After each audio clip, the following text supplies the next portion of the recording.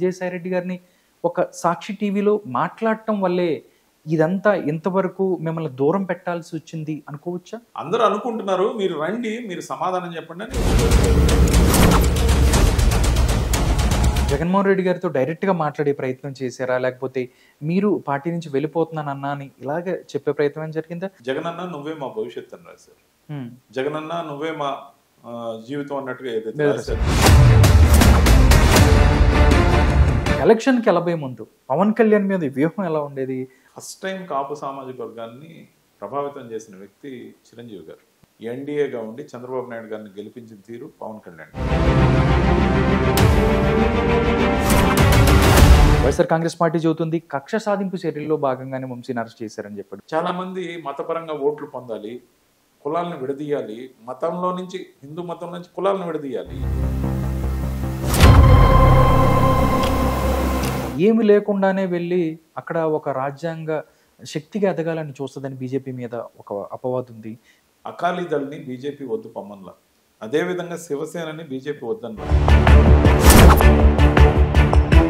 వందే మాత్రం అనమంటే బాధ, భారత్ మాతకి జై అనమంటే బాధ. వందే మాత్రం అంటే ఏంటి? అందరం ఒకటి. సనాతన ధర్మం అంటే వాళ్ళని అవమానిస్తున్నట్టు దీన్ని భావిస్తారా? ఏ విధంగా చూస్తారు దీన్ని? సనాతన ధర్మం అనేది ఇంకా బతికి బట్టగట్టుబట్టి వైఎస్ఆర్ కాంగ్రెస్ పార్టీ ఏదైతే ఉందో ఫైబర్ నెట్ని మొత్తాన్ని కూడా నాశనం చేసేసింది. 419 మందిని తీసేసిన విషయం నాకు చెప్తేనే నేను స్టన్ అయిపోయాను. తిరుపతి లడ్డు వంశాన్ని ఏదైతే ఉందో బీజేపీ కూడా రాజకీయం చేసింది. కులాన్ని మాత్రం మార్చుకోకూడదంట, మతాన్ని మార్చుకోవచ్చు. మతం మార్చేసేయచ్చా? దేవుడు నిర్ణయించిన దాన్ని మనం ఎవరు అండి మార్చుకోవాలి?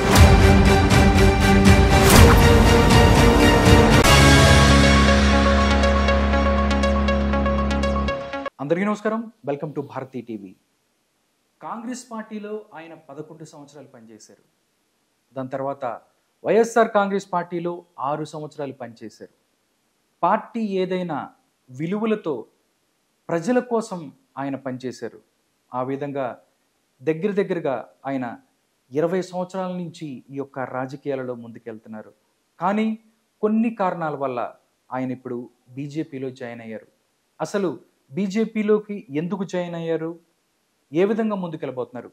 ఈ విషయాలు మనతో మాట్లాడటానికి రవిచంద్రారెడ్డి గారు ఉన్నారు. రవిచంద్రారెడ్డి గారితో మాట్లాడతాం, మరిన్ని విషయాలు తెలుసుకుందాం. నమస్కారం రవిచంద్రారెడ్డి గారు. నమస్కారం రాధాకృష్ణ గారు. సార్ ఎలా ఉన్నారు? బాగున్నానండి. రవిచంద్రారెడ్డి వైఎస్ఆర్ కాంగ్రెస్ పార్టీని వదిలి బీజేపీలో జాయిన్ అవడానికి ముఖ్య కారణం ఏంటి అంటే ఏం చెప్తారు సార్? సార్, దానికన్నా ముందు 11 సంవత్సరాలు ఏదైతే కాంగ్రెస్ పార్టీలో పనిచేశానో, విధానపరంగా కాంగ్రెస్ పాలసీల కోసం నిరంతరం పనిచేశాం.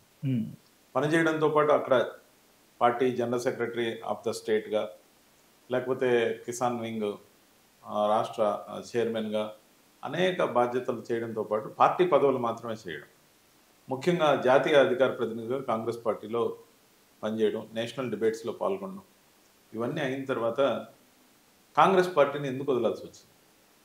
కాంగ్రెస్ పార్టీని వదలాలి అన్నది అధికారంలో లేనప్పుడు 2014 నుంచి కూడా 2018 చివరి దాకా ఉన్నాం. కానీ వదలాల్సిన పరిస్థితి ఎందుకు వచ్చిందంటే, రాహుల్ గాంధీ గారు, చంద్రబాబు నాయుడు గారు విధానాలు పక్కన పెట్టి 2 పార్టీలు కలిసి తెలంగాణలో ఎలక్షన్ అలయన్స్గా పోవడం నచ్చలేదు. ఓకే.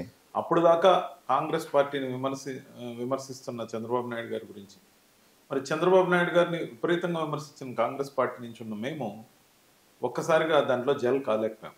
వద్దనుకున్నాం, బయట వచ్చాం. చంద్రబాబు నాయుడు గారితో పోరాటం చేసే ఇమ్మీడియట్ పార్టీగా జగన్మోహన్ రెడ్డి గారు రోడ్లెక్కి పాదయాత్ర చేస్తున్నారు, జనంతో మమేకం అవుతున్నారు, రావడం సరే. సో ఆ విధంగా వైఎస్ఆర్సీపీలోకి వచ్చింది నేను. 6 సంవత్సరాల పాటు అల్లు పెరగకుండా పనిచేయడం, పార్టీ పని రెగ్యులర్గా చేయడంతో పాటు లక్కీగా నేను పార్టీలోకి వచ్చిన తర్వాత ఎక్కువ సమయం లేకుండానే పార్టీ అధికారంలోకి రావడం, పార్టీలో అధికారంలోకి వచ్చిన తర్వాత కూడా 3 సంవత్సరాలు నేను ఎటువంటి అధికారంలో లేకుండా పార్టీ పనిచేస్తూ ఉండడం, ముఖ్యంగా జాతీయ అధికార ప్రతినిధిగా వైఎస్ఆర్సీపీలో కూడా నాకు డిజిగ్నేషన్ ఇవ్వడం, ఆ రోల్లో నేను నేషనల్ డిబేట్స్ కానీ లేకపోతే లోకల్ డిబేట్స్ కానీ, ముఖ్యంగా తెలుగు ఛానల్స్కి కానీ యూట్యూబ్ ఛానల్స్ కానీ అన్నిటికి కలిపి ఒక 6,000కు పైగా ఇంటర్వ్యూలు లేదా డిబేట్లు అన్నీ కలిపి చేయడం. సో సుదీర్ఘంగా మీడియా రంగంలో మీడియా మిత్రులతోని మంచి పరిచయాలు, ఒక ర్యాపోతో పాటు సబ్జెక్ట్ కన్ఫైన్ అవుతాను, కొంత అగ్రెసివ్గా మాట్లాడితేనే కానీ బూతులు మాట్లాడను, కంటెంట్ ఓరియంటెడ్గా ఉంటుంది. అతని స్పీచ్ లేదా అతని డిబేట్ ఉంటే మేము ఛానల్ మార్చమని చెప్పిన మిత్రులు కానీ, సీనియర్ సిటిజన్స్ కానీ, అనేక మంది కానీ కనెక్ట్ అవ్వడంతో పాటు అక్రాస్ ద గ్లోబ్ ఎక్కడెక్కడైతే వైఎస్ఆర్సీపీకి ముఖ్యంగా జగన్మోహన్ రెడ్డి గారికి అభిమానులు ఉన్నారు వాళ్ళందరూ నన్ను ఓన్ చేసుకొని కనెక్ట్ అయ్యారు. దాంతో నాకు కనెక్ట్ అయిన సభ్యుల సంఖ్య విపరీతంగా పెరగటం, నాకు కాస్త బాగా పేరు రావటం, కాంగ్రెస్కి మించి వైఎస్ఆర్సీపీలో పేరు రావటం, ఇవన్నీ కూడా జరిగాయి. కానీ 6 సంవత్సరాలు పనిచేసిన నేను 2 సంవత్సరాలు 2 నెలల పాటు అంటే 26 నెలల పాటు కార్పొరేషన్ చైర్మన్గా, ఏపీ ట్రేడ్ ప్రమోషన్ కార్పొరేషన్ చైర్మన్గా క్యాబినెట్ ర్యాంక్తో దాదాపుగా పనిచేశాను. ఈ అవకాశం వైఎస్ జగన్మోహన్ రెడ్డి గారే కల్పించారు. అక్కడ వర్గాలు ఉన్నాయి, కాంగ్రెస్ పార్టీలో కల్చర్ అంతో ఇంతో వైఎస్ఆర్సీపీలో ఉన్నాయి. ఎవరి వర్గం వాళ్ళకు ముఖ్యం అనుకున్నప్పుడు కూడా నేను ఏ వర్గానికి పరిమితం కాకుండా నాయకుడైన వైఎస్ జగన్మోహన్ రెడ్డి గారి వర్గంగానే పనిచేశాను. అందుకే 3 సంవత్సరాలు పదవి రాకపోయినా నన్ను గుర్తుపెట్టుకుని నాకు పదవి ఇచ్చి గౌరవించి నాకు మేలు చేసిన వైఎస్ జగన్మోహన్ రెడ్డి గారిని పార్టీ నుంచి బయటకు వచ్చిన తర్వాత కూడా ఒక్క మాట అనేది లేదని అనేక ఇంటర్వ్యూల్లో చెప్పారు. ముఖ్యంగా ఆ కుటుంబాన్ని, వైఎస్ జగన్మోహన్ రెడ్డి గారిని కానీ, వైఎస్ భారతమ్మ గారిని కానీ నేను ఏమీ కామెంట్ చేయను, ఏమీ విమర్శించను అనేదాన్ని కన్ఫైన్ అయ్యాను. ఎందుకంటే వాళ్ళు ఇద్దరి వల్లనే నాకు ఆ పదవి రావడం. నాకు మంచి చేసిన వాళ్ళకి చెడు చేసే అలవాటు లేనివాడిని కాబట్టి, ముఖ్యంగా పార్టీలో నుంచి బయట రావాల్సిన పరిస్థితులు ఏ విధంగా ఏర్పడ్డాయి, ముఖ్యంగా ఆఫీసు యొక్క వ్యవహారం కానీ, మరి దాన్ని చూసే కొన్ని వర్గాలు కానీ, పేర్లు నేను చెప్పకపోయినా కోటరీ అనే పదంతో పిలిచి మాట్లాడినప్పుడు వాళ్ళలో కొంతమంది వ్యక్తులు ఎవరైతే పార్టీకి చెడ్డ చేస్తున్నారని నేను పార్టీలో ఉండి విభేదించడం, కొన్ని పబ్లిక్ ప్లాట్ఫామ్స్ మీద కూడా నేను ఓపెన్గా మాట్లాడేయటం, తద్వారా వచ్చిన కన్ఫ్రంటేషన్ ఏదైతే ఉందో దానికి ప్రతిగా జగన్మోహన్ రెడ్డి గారు నన్ను ప్యాచప్ చేసినప్పటికీ వాళ్ళు చూపించిన వివక్ష, పార్టీలో ప్రధాన గొంతుగా మాట్లాడే నన్ను మీడియాకు పోకుండా బ్యాక్ డోర్ ద్వారా ఆపడం. డైరెక్ట్గా నాకు చెప్పొచ్చు, మీరు మీడియాకు పోవద్దు, ఇక నుంచి మీకు ఆ రోల్కి బదులు వేరే పార్టీ పనిస్తాం, సో పార్టీకి వేరే సేవ చేయండి, మీరు మీడియా రంగాన్ని పక్కన పెట్టుకోండి కొంతకాలం అని చెప్పొచ్చు. అలా కాకుండా నా పేరు మాత్రమే లేకుండా వేరే కొంతమంది నేమ్స్ మీడియా పంపడం, అది కూడా ఒక నోట్ రూపంలో పంపడం, దాంతో ఫోన్లు చేసి నన్ను పిలవద్దని ఆ ఛానల్స్కి చెప్పడం, ఛానల్స్ అందరూ కూడా ఎన్నో ఏళ్ల నుంచి మిత్రులు కాబట్టి వాళ్ళు నాకు ఆ విషయం చెప్పడం మనసుకు బాధ కలిగించింది. చెప్పేది నేరుగా చెప్తే ఇబ్బంది లేదు, కానీ బ్యాక్ డోర్ పాలిటిక్స్లో బ్యాక్ స్టాబింగ్ అనేది తప్పు, సప్రెషన్ అనేది తప్పు. అగ్రెషన్కి సప్రెషన్ కాదు పరిష్కారం. మీరు చర్య తీసుకోండి, లేదు నన్ను టర్మినేట్ చేయండి, లేదంటే నన్ను సస్పెండ్ చేయండి, లేదంటే నన్ను మీడియా రంగానికి నువ్వు దాన్ని వదిలేసి వేరే పని చూడమని చెప్పండి. కానీ అలా కాకుండా ఆ విధంగా చేసిన చర్య నాకు నచ్చక, ఇది మళ్ళీ తిరిగి గాడిలో పడుతుంది, నా మీద గుడ్ ఒపీనియన్తో వీళ్ళు మళ్ళీ నాకు అవకాశం ఇస్తారనే నమ్మకం లేక, ఎందుకు నమ్మకం లేకుండా పోయిందంటే సాక్షాత్ అధినాయకుడైన జగన్మోహన్ రెడ్డి గారు నన్ను దగ్గర తీసుకొని నువ్వు నాకు చాలా ఇంపార్టెంట్ చెప్పి ఏదైతే వాళ్ళతో ప్యాచప్ చేశారో ఆ క్రమంలో కూడా వాళ్ళు ఎక్కడ వెనక్కి తగ్గకుండా అదేవిధంగా అణచివేత చర్యలు ఏదైతే బ్యాక్ డోర్లో చేస్తున్నారో అది నాకు నచ్చకపోయిన క్రమంలో తిరిగి వాళ్లే పార్టీ మీద సర్వసహా పెత్తనాన్ని జగన్మోహన్ రెడ్డి గారు వాళ్ళకి ఇవ్వడం జరిగింది. ఓడిపోయిన తర్వాత ఈ 2 months బ్యాక్ నేను ఈ పార్టీని వదిలి 1 month అయింది. అవును. సో 1 month 5 days 6 days అయింది. సో 18th వదిలేసాను, 18 to 25 ఈరోజు. So 1 month 1 week. సో అంతకుముందు 2 months బ్యాక్ మళ్ళీ తిరిగి వాళ్ళకే లెటర్ హెడ్ మీద అధికారాలన్నీ దఖలుపరచు ఇచ్చినప్పుడు ఇంకా అనవసరం అనిపించింది. సో ఆ క్రమంలో ఆ పార్టీని వదలడం జరిగింది. అదే క్రమంలో ముఖ్యంగా బీజేపీకి సంబంధించి ఎందుకు నిర్ణయం తీసుకున్నాను, నా దగ్గర ఉన్న ఆప్షన్స్, నేను రాజకీయాల్లో ఉండాలనుకుంటున్నా, ప్రజలకి 4 మాటలు మంచివి చెప్పాలనుకుంటున్నా, క్రియాశీలకమైన రాజకీయాల్లో ఉండాలనుకుంటున్నా, పబ్లిక్ పనికొచ్చే పనులు చేయాలనుకుంటున్నా. అక్కడ ఉన్నప్పుడు కూడా నేను ఎమ్మెల్సీ కాలేకపోయా, అంచుల దాకా వచ్చిందని ఇదే కోటరీ నన్ను అందుకోకుండా ఆపిన వైనం, ఇవన్నీ మనసులో ఉన్నాయి. కాబట్టి చట్టసభల్లోకి ప్రవేశించాలనేది ఏ రాజకీయ నాయకుడికైనా ఒక కళ. అది ఎమ్మెల్సీ కావచ్చు, ఎమ్మెల్యే కావచ్చు, ఎంపీ కావచ్చు, ఏదైనా కావచ్చు. బట్ చట్టసభల్లోకి రిప్రజెంట్ చేయడం ఒక గౌరవం. సో సభలో మన వాణిని వినిపించాలనే కోరిక నాది నెరవేరే దశలో నెరవేరకుండా పోయింది. కాబట్టి ఇంకొక ప్లాట్ఫామ్ నుంచి అయినా ఆ కోరికని తీర్చుకుని చట్టసభల్లోకి రావాలని నా ఆలోచన. ఓకే. ఒకటి సార్, అంటే మీరు ప్రత్యర్థులు అవ్వచ్చు, మీరు అధికారంలో ఉన్నప్పుడు ప్రతిపక్షాల మీద అవ్వచ్చు, లేదా ప్రతిపక్షంలో ఉన్నప్పుడు ప్రభుత్వం మీద గాని, మీరు మాట్లాడేటప్పుడు చాలా జాగ్రత్తగా మాట్లాడతారు. కంటెంట్‌తోనే మాట్లాడతారు. ఎక్కడ కూడా మీరు డీవియేట్ అయిన పరిస్థితి లేదు.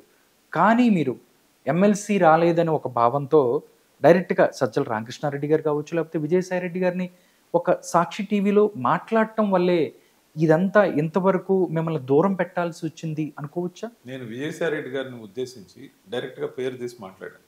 హ్మ్. మరి రెండో వ్యక్తి గురించి నేను పేరు తీసి మాట్లాడాను. కోటరీ అన్నారా? కోటరీ అనలేదు, సకల శాఖలు చూసిన వ్యక్తి అన్నాను. మ్మ్. సో పబ్లిక్ లోకి పోవాల్సిన మెసేజ్ పోయింది. పోయింది, కానీ వ్యక్తి పేరు నేను తీలా. ఓకే. కానీ ఆ రోజు కూడా ఆ సంబంధించిన ఎంపీలని ఎవరైతే ఇలా అనుకుంటున్నారో ఓకే. మీరు మీడియా ముందుకు వచ్చి సమాధానం చెప్పండి, లేకపోతే ఈ అపోహలు బలపడే అవకాశం ఉంది, అట్లీస్ట్ ట్విట్టర్ ద్వారా అయినా చెప్పమని విజయసాయి రెడ్డి గారిని ఆయన ద్వారానే నేను ఈ పార్టీలోకి వచ్చాను. కాబట్టి okay. It is a good expression of suggestion, it is not a comment. Okay. అందరూ అనుకుంటున్నారు మీరు రండి, మీరు సమాధానం చెప్పండి అని ఆయన గురించి అనడం జరిగింది. మరి ఇంకొకరు ఎవరినైతే గురించి అన్నానో కోవర్ట్ అన్నాను. సో అందువల్ల నా మీద సపరేషన్ స్టార్ట్ అయిన మాట వాస్తవం. దాని తర్వాత కూడా జగన్మోహన్ రెడ్డి గారు నన్ను దగ్గరకు తీసిన మాట వాస్తవం. అదే రోజు నన్ను పార్టీ నుంచి టర్మినేట్ చేయడానికి ప్రయత్నించినప్పుడు జగన్మోహన్ రెడ్డి గారు ఒప్పుకోకపోవడం వాస్తవం. ఓకే. సో ఇవన్నీ జరిగాయి. దాని తర్వాత కూడా మనస్ఫూర్తిగా కలవలేని పరిస్థితులు ఏర్పడ్డాయి. ఓకే. కాబట్టి దాన్ని వదులుకోవడం జరిగింది. వదులుకుంటున్నప్పుడు జగన్మోహన్ రెడ్డి గారితో డైరెక్ట్‌గా మాట్లాడే ప్రయత్నం చేశారా? లేకపోతే మీరు పార్టీ నుంచి వెళ్ళిపోతున్నాను అన్నా అని ఇలాగే చెప్పే ప్రయత్నం ఏమైనా జరిగిందా? ఆయన మీతో మాట్లాడిన పరిస్థితి ఏమైనా ఉందా? జగన్మోహన్ రెడ్డి గారిని ఓటమి తర్వాత 9 సార్లు కలవడం జరిగింది. ఓకే. ముఖ్యంగా ఏదైతే ఈ గ్యాప్ ఏర్పడిందో హ్మ్. దాని తర్వాత 5 టైమ్స్ కలవడం జరిగింది. ఓకే. కానీ ఏ దశలోనూ జగన్మోహన్ రెడ్డి గారు నన్ను వదులుకోవడానికి సుముఖతగా లేరు. హ్మ్.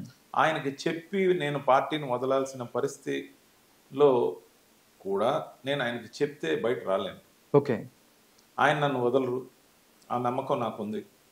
ఎందుకంటే వాళ్ళు తీసేయమన్నప్పుడు కూడా తను తీయడానికి సుముఖత లేనప్పుడు హ్మ్. నేను పోతానంటే ఎందుకు పోనిస్తారు? అందుకని నేను చెప్పలేని పరిస్థితుల్లో ఆయన లండన్లో ఉన్నప్పుడు ఒక రకంగా చెప్పాలంటే చెప్పకుండా రావడం కూడా నాకు బాధ కలిగించే అంశం. ఏంటంటే దాన్ని నేను కాంపెన్సేట్ చేయడానికి కూడా హ్మ్. ఆయన్ని ఉద్దేశించి నేనేమి ఎప్పుడు కూడా ఎప్పుడు మాట్లాడలేదు, తప్పుగా మాట్లాడలేదు. చెడుగా మాట్లాడే పరిస్థితి లేదు. అవును. విధానాల మీద తను చేసిన పని లేదన్న నచ్చకపోతే వాటి గురించి చెప్తా, అవును. మొహమాటం లేదు. అంటే జనాలకి ఇలా అయింటే ఇంకొంచెం బాగుండేది. అవును. కాబట్టి ఆ కోణంలో చెప్తాను, కానీ వ్యక్తిగతంగా మాత్రం జగన్మోహన్ రెడ్డి గారిని విమర్శించారు. ఇప్పుడు మాట సార్, 2024 ఎలక్షన్స్లో వైఎస్ఆర్ కాంగ్రెస్ పార్టీ ఘోర పరాజయం అని చెప్పొచ్చు. దగ్గరగా 175కి 175 అనుకున్నది కేవలం 11 సీట్లకే పరిమితమైంది. నిజంగా ఇంత ఘోర పరాజయానికి కారణం ఏదై ఉండొచ్చు? రకరకాల విశ్లేషణలు. ఎందుకంటే ఈవీఎంలో ట్యాంపర్ చేశారని మాట్లాడొచ్చు, జగన్మోహన్ రెడ్డి గారు మాట్లాడారు, దాంతోపాటు రకరకాల వ్యాఖ్యలు చేశారు. ఎందుకంటే మీరు గ్రౌండ్ లెవెల్లో అన్ని విషయాలు తెలుసు. నిజంగా అంత ఘోర ఓటమి కారణము, ప్రజాగ్రహానికి కారణం ఏమై ఉంటుందని మీరు భావిస్తున్నారు? దానికన్నా ముందు ఏదైతే పార్టీని వదలాల్సిన నేపథ్యం ఏదైతే ఉందో ముఖ్యంగా దాని కోణంలో వచ్చిన తర్వాత కూడా ముఖ్యంగా ఆ పార్టీలో నుంచి బయట వచ్చే క్రమంలో 4 పార్టీల మధ్యలో ఏదైతే పార్టీని ఎంచుకోవాలనుకున్నానో దానికి భారతీయ జనతా పార్టీని ఎంచుకోవడం జరిగింది. దాని గురించి మళ్ళీ చెప్తా. మీరు అన్నారు రకరకాల ఆరోపణలు ఉన్నాయి, కామెంట్స్ ఉన్నాయి, ఎందుకు ఇంత డిజాస్టర్స్? అవునండి. పార్టీ వాలంటీర్ల వ్యవస్థ ద్వారా ముఖ్యంగా కార్యకర్తలను దూరం చేసుకోవడం, కార్యకర్తలకు మేలు చేసే ఆర్థిక ప్రయోజనాలు కానీ, లేకపోతే చిన్న చిన్న కాంట్రాక్ట్ బిల్లులు చేసిన కార్యకర్తలు కానీ, లేకపోతే ప్రధానంగా కొన్ని కమ్యూనిటీలని దూరం చేసుకోవడం కానీ, ముఖ్యంగా నా ఎస్సీలు, నా బీసీలు, నా మైనారిటీలు అనడం తప్పు కాదు, కానీ కొంతవరకే పరిమితం కావడం తప్పు. అంటే 2019 ఎలక్షన్లో జగన్మోహన్ రెడ్డి గారు తీసుకున్న నినాదం కులం చూడడం, మతం చూడడం, ప్రాంతం చూడడం, పార్టీలు చూడడం, వర్గాలు చూడడం, అర్హత ప్రామాణికతగా తీసుకుంటా, ప్రతి ఒక్క పేదవాడిని ఆదుకుంటా, ప్రతి ఒక్కరికి నామినేటెడ్ పోస్టులు కానీ, లేకపోతే ఇంకొక వర్కుల్లో కానీ, లేకపోతే ఉమెన్ రిజర్వేషన్ విషయంలో కానీ, ఉమెన్ ఎంపవర్ చేసే విషయంలో కానీ ఎక్కడ అరమరికలు లేకుండా అందరి వాడిగా ఉంటా అని తీసుకున్న నినాదం సూపర్ హిట్ అయింది. కానీ 2019 నుంచి ఈ ట్రాన్స్ఫర్మేషన్ 2024కు వచ్చేసరికి ఈ నినాదం కాస్త నా ఎస్సీలు, నా బీసీలు, నా మైనారిటీలు అనడంతో ముఖ్యంగా 6 అగ్రకులాలు ఓవర్ నైట్ దూరం అయిపోయింది. ఇక్కడ సమాజంలో ప్రతి కులంతో ప్రతి కులం పెనవేసుకుంది. అవును. ఒక ఉద్యోగం కావచ్చు, ఒక వ్యాపారం కావచ్చు, ఒక స్కూల్ కావచ్చు, ఒక ఫ్యాక్టరీ కావచ్చు, ఒక వెజిటబుల్ వెండర్ కావచ్చు, ప్రతి ఒక్క సెక్టర్లో ప్రతి ఒక్కరితో ప్రతి ఒక్కరికి మంచి సంబంధాలు ఉన్నాయి. ఓట్ బ్యాంక్ పాలిటిక్స్ లాగా రాసిన ఈ నినాదం ఎదురుతన్నింది. ఈ నినాదం రాసిన వాళ్ళు కూడా పార్టీకి మేలు చేయలేదు, చెడు చేయాలనే తలంపుతో రాసిన నినాదం అని నేను విభేదించాను. అనేక ఇంటర్వ్యూల్లో చెప్పా, ఎలక్షన్కి ముందు చెప్పా. కాబట్టి ఇలాంటివి నేను కొంచెం ఓపెన్గా చెప్పడం కూడా చాలా మందికి నచ్చలేదు. దాంతోపాటు ముఖ్యంగా మనం కొందరివాడిగా ఉండకూడదు, అందరివాడిగా ఉండాలన్న నినాదం ఖచ్చితంగా ఉండాలి. దాంతోపాటు వైనాట్ 175 అని నినాదం రాసి ఆయన్ని మెప్పించి మెహర్బానీ కోసం రాసిన నినాదమే. కానీ మాకు క్లియర్గా తెలుసు కొన్ని ప్రామినెంట్ నియోజకవర్గాల్లో 100% తెలుగుదేశం పార్టీ వాళ్ళు గెలుస్తారని. అంతేకాదు మాకు గతంలో వచ్చిన 151 సీట్లు కన్నా సీట్లు తగ్గుతాయని కూడా తెలుసు. మరి ఆ క్రమంలో ఆత్మవంచనతో పాటు ఆయనకి అతిశయం జోడించి కావాలని ఆ నినాదం రాసి కాసిన్ని మార్కులు కాసింత ఫీజు ఎక్కువ కొట్టేసి మోసం చేసిన సంస్థ ఐపాక్గా నాకు వచ్చిన అనుమానం. ఎందుకంటే ఐపాక్ని చాలా నమ్మారు ఆయన.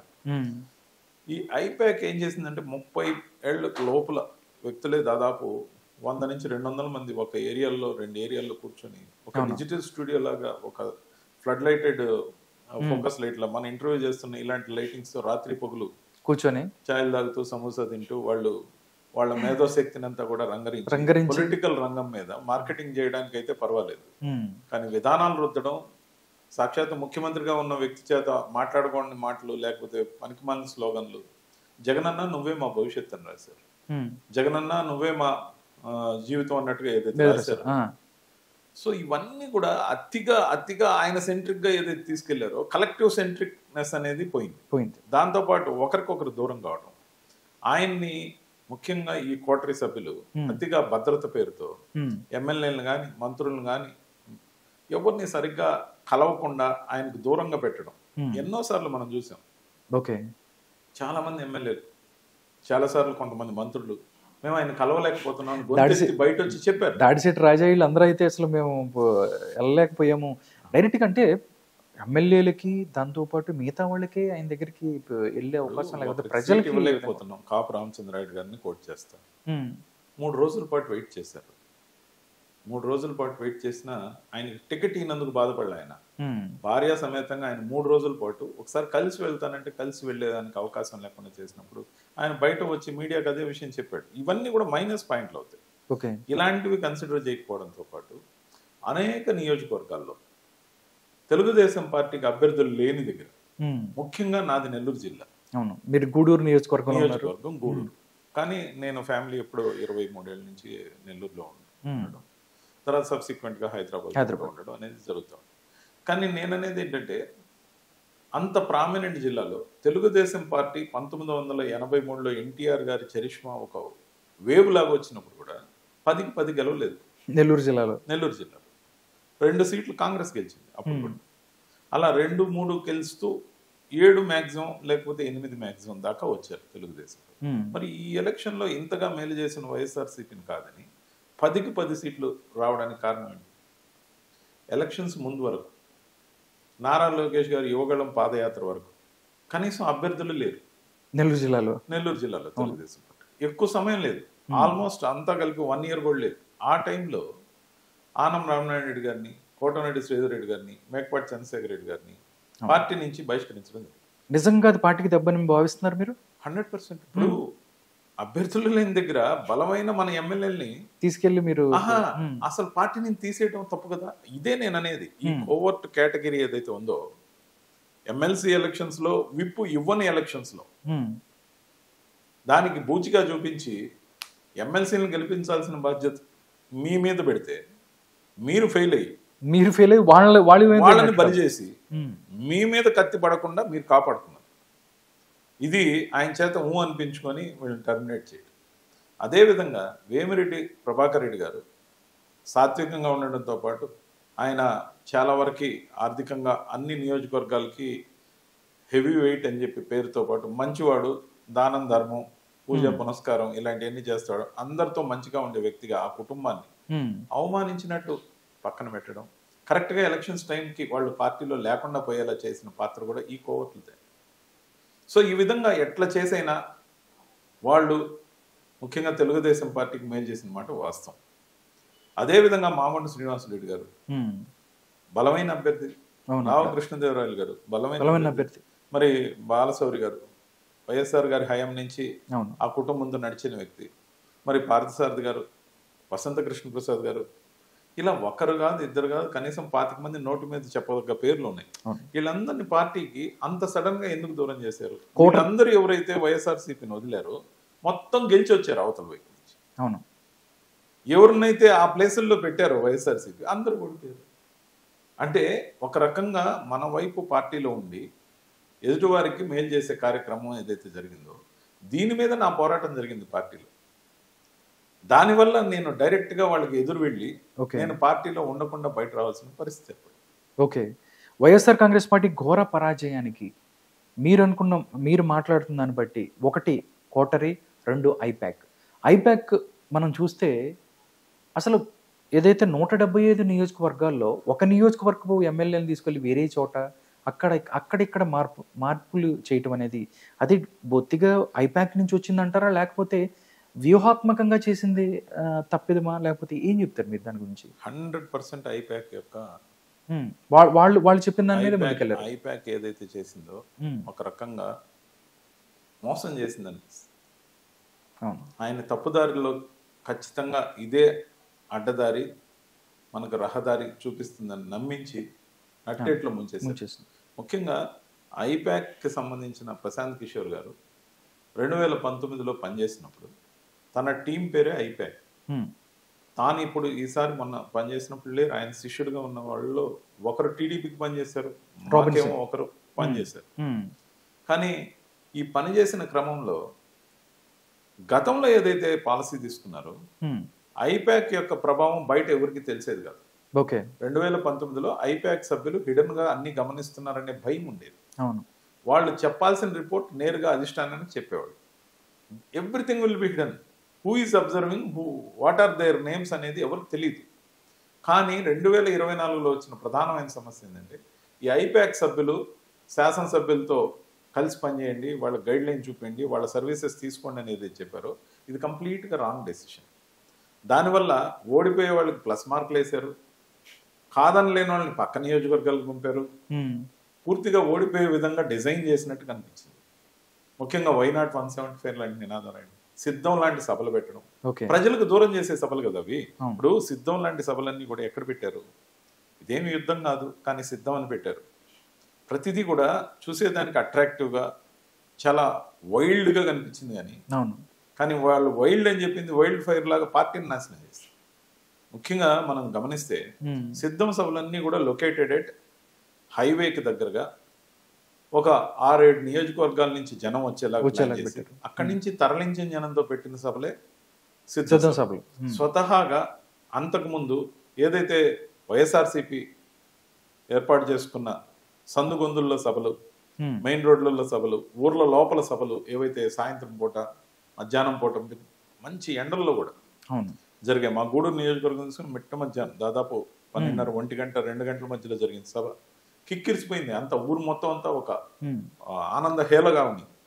అలాంటిది ఈసారి జనానికి దూరం అయిపోయి మనం ఎక్కడో లొకేట్ అయ్యి అక్కడికి జనాల్ని తెచ్చే జనాలందరినీ కూడా స్వతహాగా వచ్చారా లేదా అనే విధంగా ఏదైతే ఏర్పడిందో దానివల్ల ఏంటంటే అది ఈవెంట్ మేనేజ్మెంట్ కి పనికొచ్చింది కానీ జనాల యొక్క మనసులోని భావాలను తెలుసుకోవడానికి ఉపయోగపడలేదు.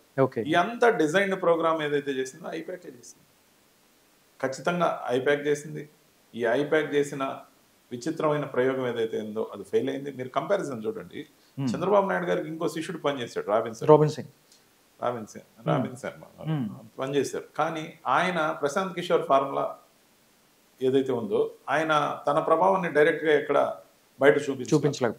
ఎవరు క్యాండిడేట్లతో ఇంటర్వ్యూన్ అయ్యేదానికి లేకుండా ఆయన రిపోర్ట్స్ ప్రతి నియోజకవర్గం మీద అబ్జర్వేషన్స్, స్లోగన్స్ అన్ని తన గురువు గారిని ఫాలో అయ్యి తాను ఏం చెప్పాలన్నా చంద్రబాబు నాయుడు గారికి, లోకేష్ గారికి చెప్పడం జరిగింది. అదే పాలసీ గతంలో వైఎస్ఆర్సీపీకి సక్సెస్ అయింది. కానీ ఎప్పుడైతే వీళ్ళని డైరెక్ట్ గా చేశారో వీళ్ళ ప్రలోభాలకు కూడా లోనైన అంశం అనేది అనేక దగ్గర నేనే గమనించాను. అంతా 25,000, 26,000, 30,000 చిన్న చిన్న శాలరీలు, వాళ్ళకి సరిగ్గా సర్దుబాటు కానీ ట్రావెలింగ్లు ఇవన్నీ కూడా వాళ్ళ మీద వీళ్ళ మీద డిపెండ్ అయినప్పుడు మొహమాటాలు వస్తాయి. అదే జరిగింది. ముఖ్యంగా రాంగ్ ప్రొసీడింగ్, లేని చరిష్మా ఉన్నట్టు రాయటం, లేకపోతే అటు ఇటు మారిస్తే గెలిచిపోతారంటాం. మరి కులాల ప్రభావం చూపిస్తూ ఇక్కడ యాదవులు ఉన్నారు, ఇక్కడ బీసీలు ఉన్నారు, ఇక్కడ రెడ్డి సామాజిక వర్గం, అన్ని వాళ్ళే నిర్ణయిస్తూ అక్కడ ఉన్న పొటెన్షియల్ లీడర్ని ఇగ్నోర్ చేసిన పరిస్థితి.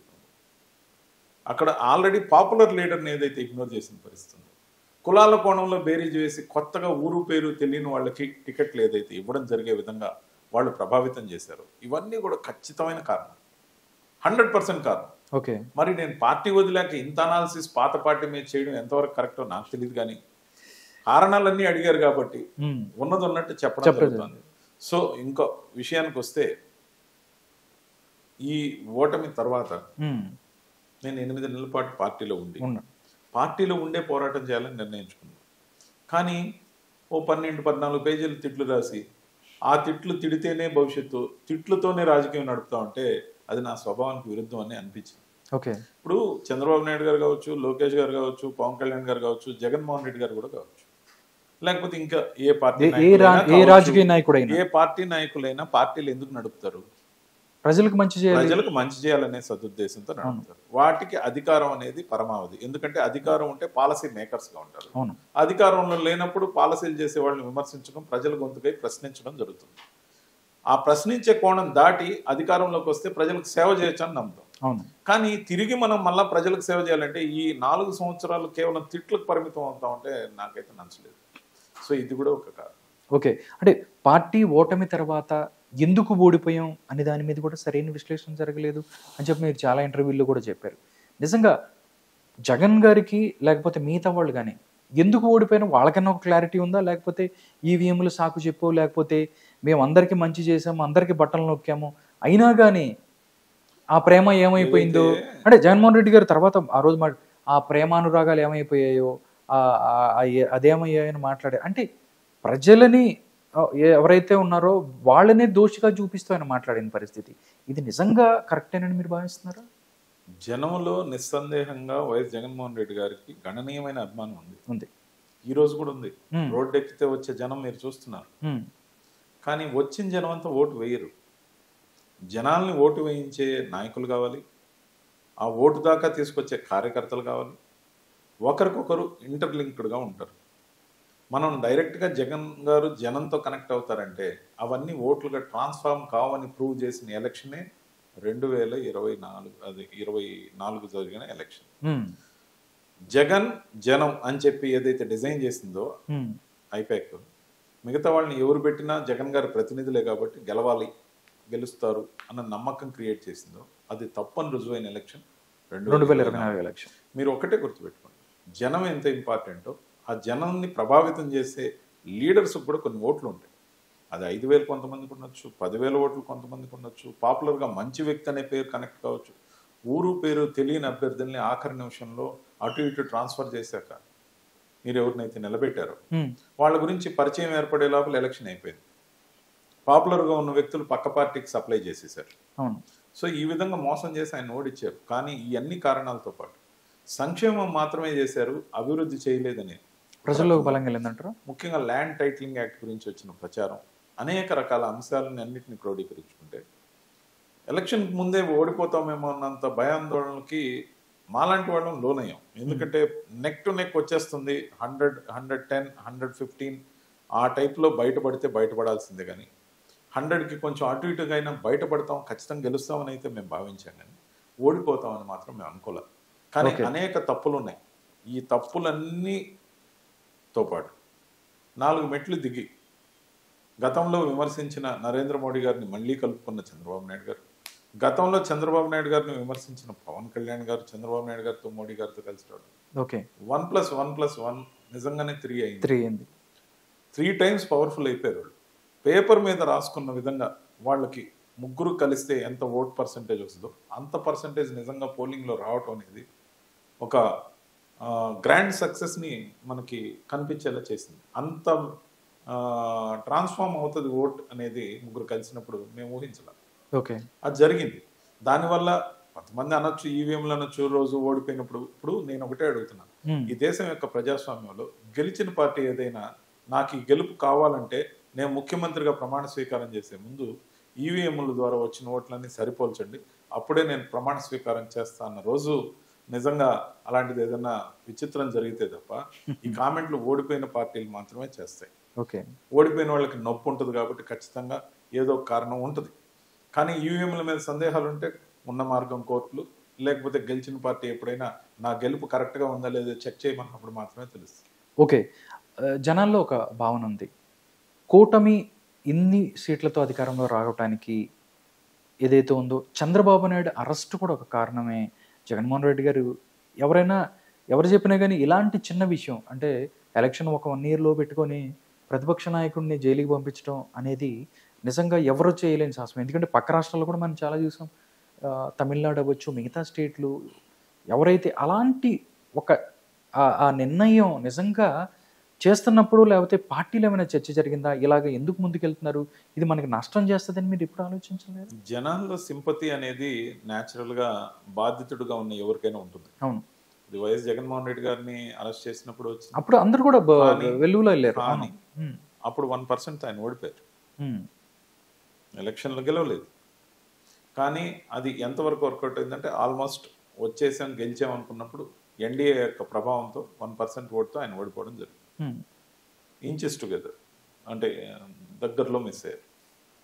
కానీ మీరు గమనించినట్టయితే చంద్రబాబు నాయుడు గారి విషయంలో తెలుగుదేశం యొక్క శ్రేణులు కానీ, ముఖ్యంగా వాళ్ళకి ఉన్న సామాజిక బలం కానీ అంత ఇంటాక్ట్ అయిపోయి ఒక కసిగా పనిచేయడం, మైనర్ నాయకుడిగా ఉన్న మేజర్ నాయకుడి దాకా ప్రతి ఒక్కరు కూడా డూ ఆర్ డై అన్నట్టు ఏదైతే పనిచేశారో దాంతో కూటమి ఒకరికొకరు సహకరించుకున్న తీరు, ఈ సింపతి యాంగిల్ కూడా కొంత వర్కౌట్ అయిందనేది మన కళ్ళకు కనపడుతుంది. అదేవిధంగా మొన్న జార్ఖండ్లో హేమంత్ సోరెన్ గారిని అరెస్ట్ చేశారు. ఆయన వచ్చాక ఆయన మళ్ళీ గెలిచి వచ్చారు. కానీ ఇక్కడ మళ్ళీ ఇంకొక విషయం తీసుకుంటే ఆమ్ ఆద్మీ పార్టీ అరవింద్ కేజ్రీవాల్ గారిని, సిసోడియా గారిని కూడా అరెస్ట్ చేశారు. వాళ్ళిద్దరు ఓడిపోవడం జరిగింది, ప్రభుత్వం పోయింది. కానీ ప్రతిసారి అరెస్టుల వల్ల ఓడిపోవడం గెలవడం అనేది జరగదు. కానీ ఎంతవరకు ఫలించిందంటే +- కొంత పర్సంటేజ్ ఉంటుంది. కానీ ఆ వయసులో ఆయన్ని అరెస్ట్ చేయడం మాత్రం కొంచెం ఎదురుదన్నిందని కూడా చెప్పొచ్చు. ఓకే, మొత్తం కూటమి నిజంగా ఇంత విజయాన్ని సాధించడానికి పవన్ కళ్యాణ్ గేమ్ చేంజర్లా పనిచేశారు. ఆయన ఎన్ని సీట్లకు ఆయన తీసుకుంటానికి రెడీగా ఉన్నారు అంటే ఎలక్షన్కి వెళ్ళబోయే ముందు పవన్ కళ్యాణ్ మీద వ్యూహం ఎలా ఉండేది వైఎస్ఆర్ కాంగ్రెస్ పార్టీలో? నిజంగా పవన్ కళ్యాణ్ ఏదైనా మ్యాజిక్ చేస్తాడు పవన్ కళ్యాణ్, ఎందుకంటే బీజేపీ టీడీపీతో కలవనే పరిస్థితి ఎలక్షన్ ముందు జరిగే సంఘటన. బట్ పవన్ కళ్యాణ్ నేను టీడీపీతో వెళ్తాను, బీజేపీ వస్తో రాదు చూస్తాము, వస్తే కలిసి వెళ్తాము, అప్పటిదాకా కూడా క్లారిటీ లేదు. బట్ ఆయన చాలాసార్లు చెప్తూ బీజేపీకి ఇష్టం లేదు, వాళ్ళ కాళ్ళు పట్టుకొని నేను ఒప్పించానని చెప్పిన పరిస్థితి. నిజంగా వైఎస్ఆర్ కాంగ్రెస్ పార్టీలో ఎలాంటి చర్చ జరిగింది?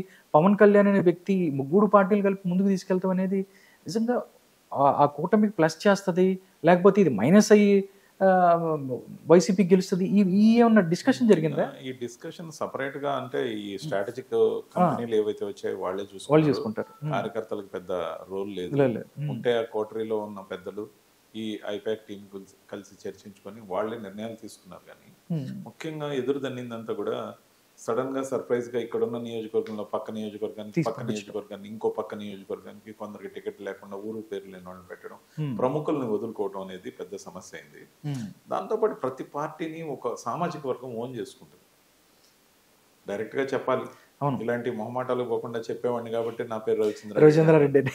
సో నేను అనేది ఏంటంటే సహజంగా చంద్రబాబు నాయుడు గారు ఎన్టీఆర్ పార్టీ పెట్టినప్పటి నుంచి కూడా కమ్మ సామాజిక వర్గం చంద్రబాబు నాయుడు గారిని ఓన్ చేసుకున్న తీరు, ఎన్టీఆర్ గారిని ఓన్ చేసుకున్న తీరు మనందరికి విదితమే. ఫస్ట్ టైం కాపు సామాజిక వర్గాన్ని ప్రభావితం చేసిన వ్యక్తి చిరంజీవి గారు. దాని తర్వాత ఆ స్థాయిలో ప్రభావితం చేయడానికి వచ్చిన మొదటి ఎలక్షన్ పోటీ చేయకుండా ఎన్డీఏగా ఉండి చంద్రబాబు నాయుడు గారిని గెలిపించిన తీరు పవన్ కళ్యాణ్. రెండో ఎలక్షన్స్ లో సపరేట్ అయిపోయినప్పుడు తన ఓటు చీలింది చంద్రబాబు నాయుడు గారికి, అది మైనస్ కూడా అయింది. అది కలిసి వచ్చిన అంశం వైఎస్ఆర్సీపీ. అప్పటికే పాదయాత్ర చేసి ఉండడం, ఓటు చీలడం, ఇవన్నీ జరిగాయి.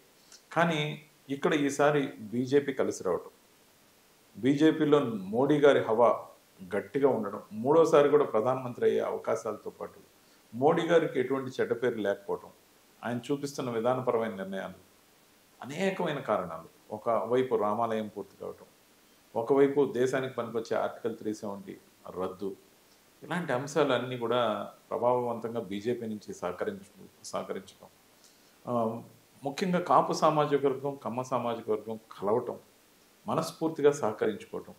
రెడ్డి సామాజిక వర్గంలో ఉన్న ప్రముఖ నాయకులు, ముఖ్యంగా వేమిరెడ్డి గారు, లేకపోతే మాగుంట శ్రీనివాసరెడ్డి గారు, కోటమిరెడ్డి శ్రీధర్ రెడ్డి, ఆనం రామనారాయణ గారు, లేకపోతే మేకపాటిలో ఒకరు, ఇట్లా ప్రతి నియోజకవర్గంలో ఎవరైతే రెడ్డి సామాజిక వర్గంలో అనేక మంది ప్రముఖ నాయకులు కూడా వివిధ నియోజకవర్గాల్లో, రాయలసీమలో కానీ అన్ని దగ్గరలో, రాయలసీమలో కడపలో మాధవిరెడ్డి గారు గెలిచారు.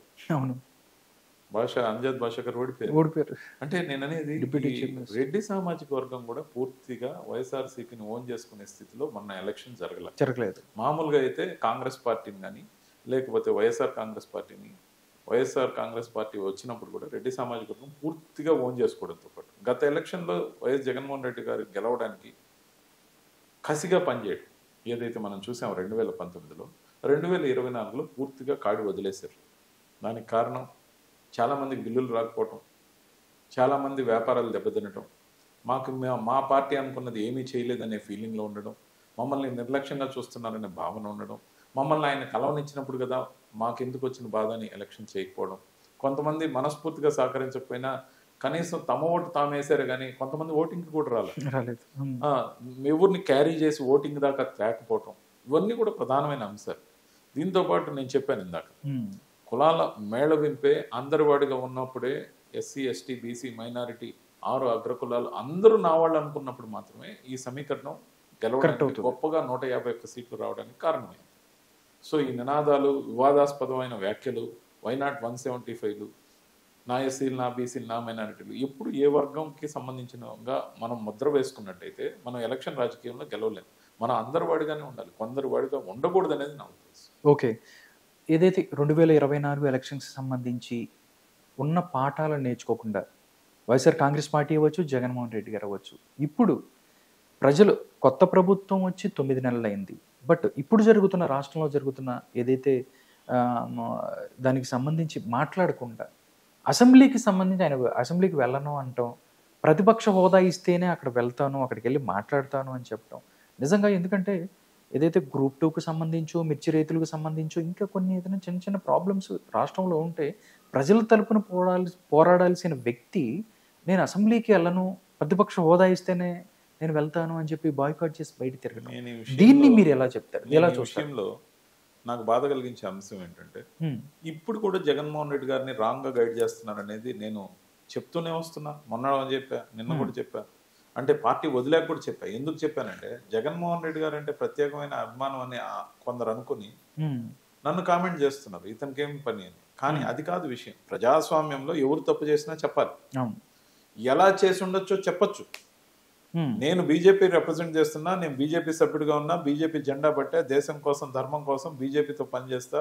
అదే టైంలో కూటమికి సంబంధించిన ఏదైతే ఈ ఇంటాక్ట్ ఉందో, చంద్రబాబు నాయుడు గారిని, పవన్ కళ్యాణ్ గారిని డిఫెండ్ చేయాల్సిన రోల్లో నేను ఈ రోజు ఉన్నారు. ఖచ్చితంగా అలాగే ఉంటా, దాంట్లో నిబద్ధత ఉంది. కానీ అట్ ద సేమ్ టైం వాళ్ళు ఏం చేస్తుంటే బాగుండేదో చెప్పే అవకాశం మనకుంది. ఆ కోణంలో చూసినప్పుడు వైఎస్ జగన్మోహన్ రెడ్డి గారు ఎన్ని అవమానాలు ఎదురైనా అసెంబ్లీలోనే కూర్చోవాలి.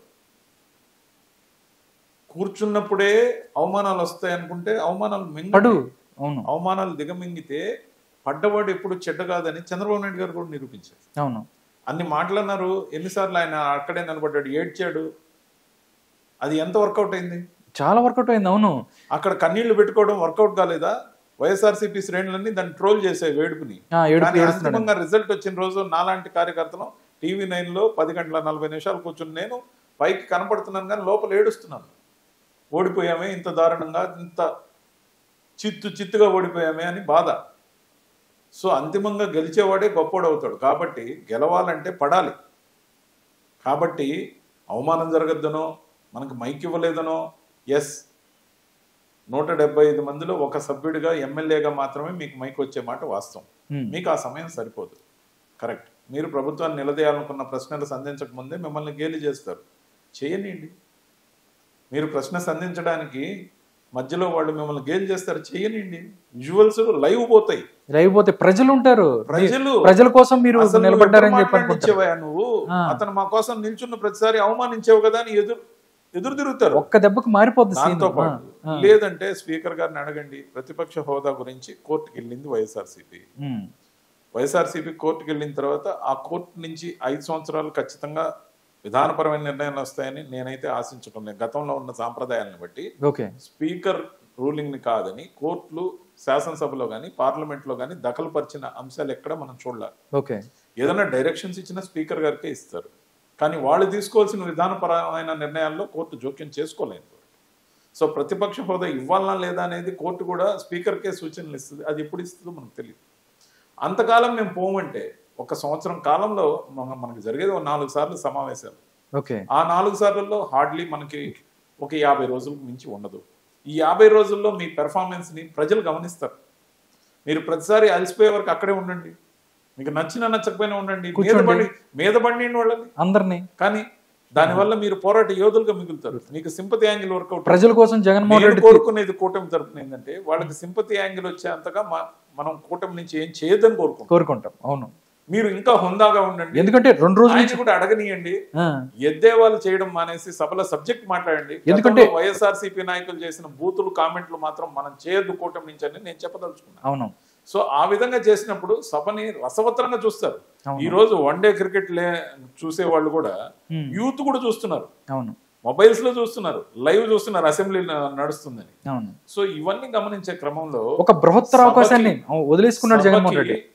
ఒక వారం రోజులు, 10 రోజులు, 15 రోజులు ఒక్కో సమావేశం జరిగినప్పుడు మీరు హాజరు కాకపోతే ఎంత రాంగ్ ప్రొసీడింగ్ సెట్ చేస్తున్నారు, ఆయన్ని రాంగ్ గా గైడ్ చేస్తున్నారు అనే దాని మీదే నేను పోరాటం చేసే పార్టీ. ఫస్ట్ నుంచి మీరు దాని మీద ఇప్పుడు కూడా ఓడిపోయిన తర్వాత కూడా ఆయన అదే ట్రాక్ లో ఉన్నారు. రాని ప్రతిపక్ష హోదా గురించి బయట ప్రెస్ మీట్లు పెడుతున్నారు.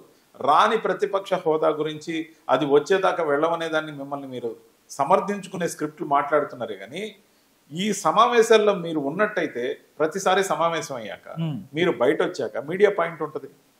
నేను సభల్లో ఇంతవరకు పార్టిసిపేట్ కాలే, కానీ నాకు విధానాలన్నీ తెలుసు. మీడియా పాయింట్ ఉంటుంది. ఒక శాసనసభ్యుడిగా మీరు ఆ మీడియా పాయింట్ నుంచి అక్కడి నుంచి మాట్లాడే అంశాలన్నీ మేము మాట్లాడాలనుకున్నాం. ఈరోజు మమ్మల్ని మాట్లాడనివ్వడం లేదు. ప్రజలారా గమనించండి, మేము మీ సమస్యలు మాట్లాడడానికి అసెంబ్లీకి వస్తున్నాం. మేము ఎన్ని రకాలుగా అవమానాలు పొందినా మీ మనుషులుగా మాకు ఎంతవరకు రోల్ ఇచ్చారో దాన్ని పోషిస్తున్నాం.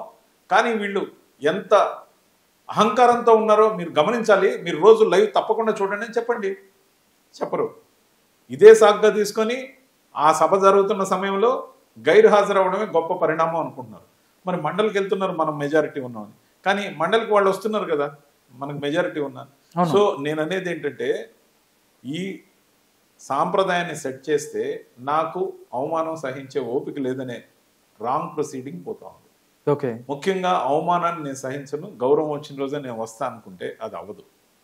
కాబట్టి ఖచ్చితంగా కూడా విధానంలో మార్పు రావాలని నాలాంటి వాళ్ళని కోరుకుంటున్నాం. ఎందుకంటే సభలో అందరూ ఉన్నప్పుడే దానికి ఆ నిండుదనం ఉంది.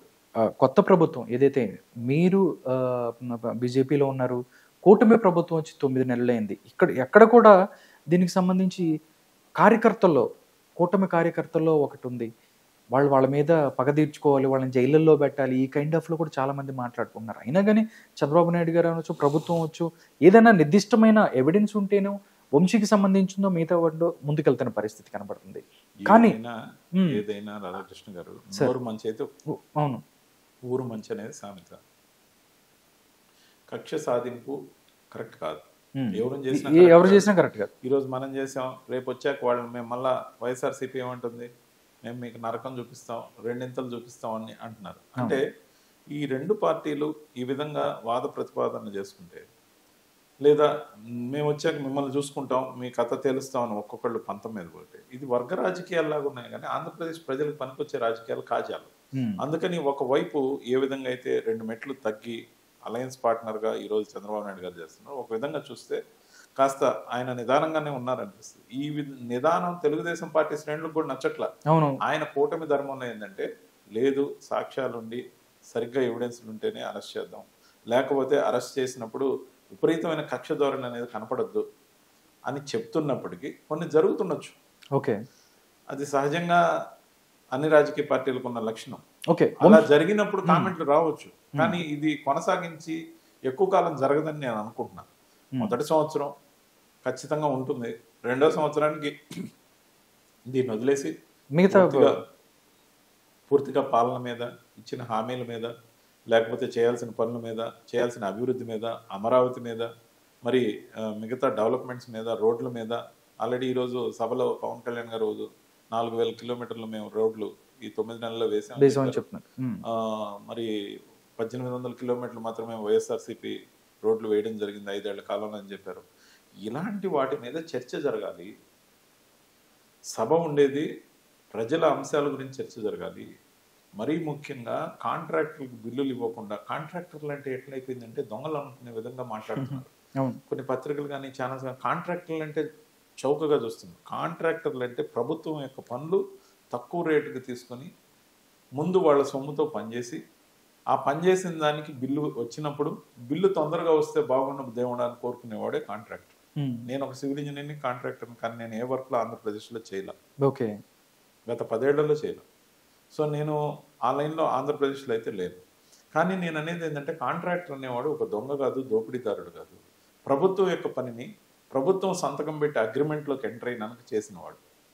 వాళ్ళకి ఇవ్వాల్సిన డబ్బుల్ని సంక్షేమ పథకాలకు మాత్రం సక్రమంగా డేట్లు అనౌన్స్ చేసిన పరంగా ఇచ్చేసి మనం బైండ్ ఓవర్ అయింది, ప్రభుత్వం బైండ్ ఓవర్ అయింది కాంట్రాక్టర్కి. అతను కానీ సరైన సకాలంలో పని పూర్తి చేయకపోతే, సరైన పని చేయకపోతే బ్లాక్ లిస్ట్లో పెడతారు. ఆ అధికారం ప్రభుత్వానికి ఉంది.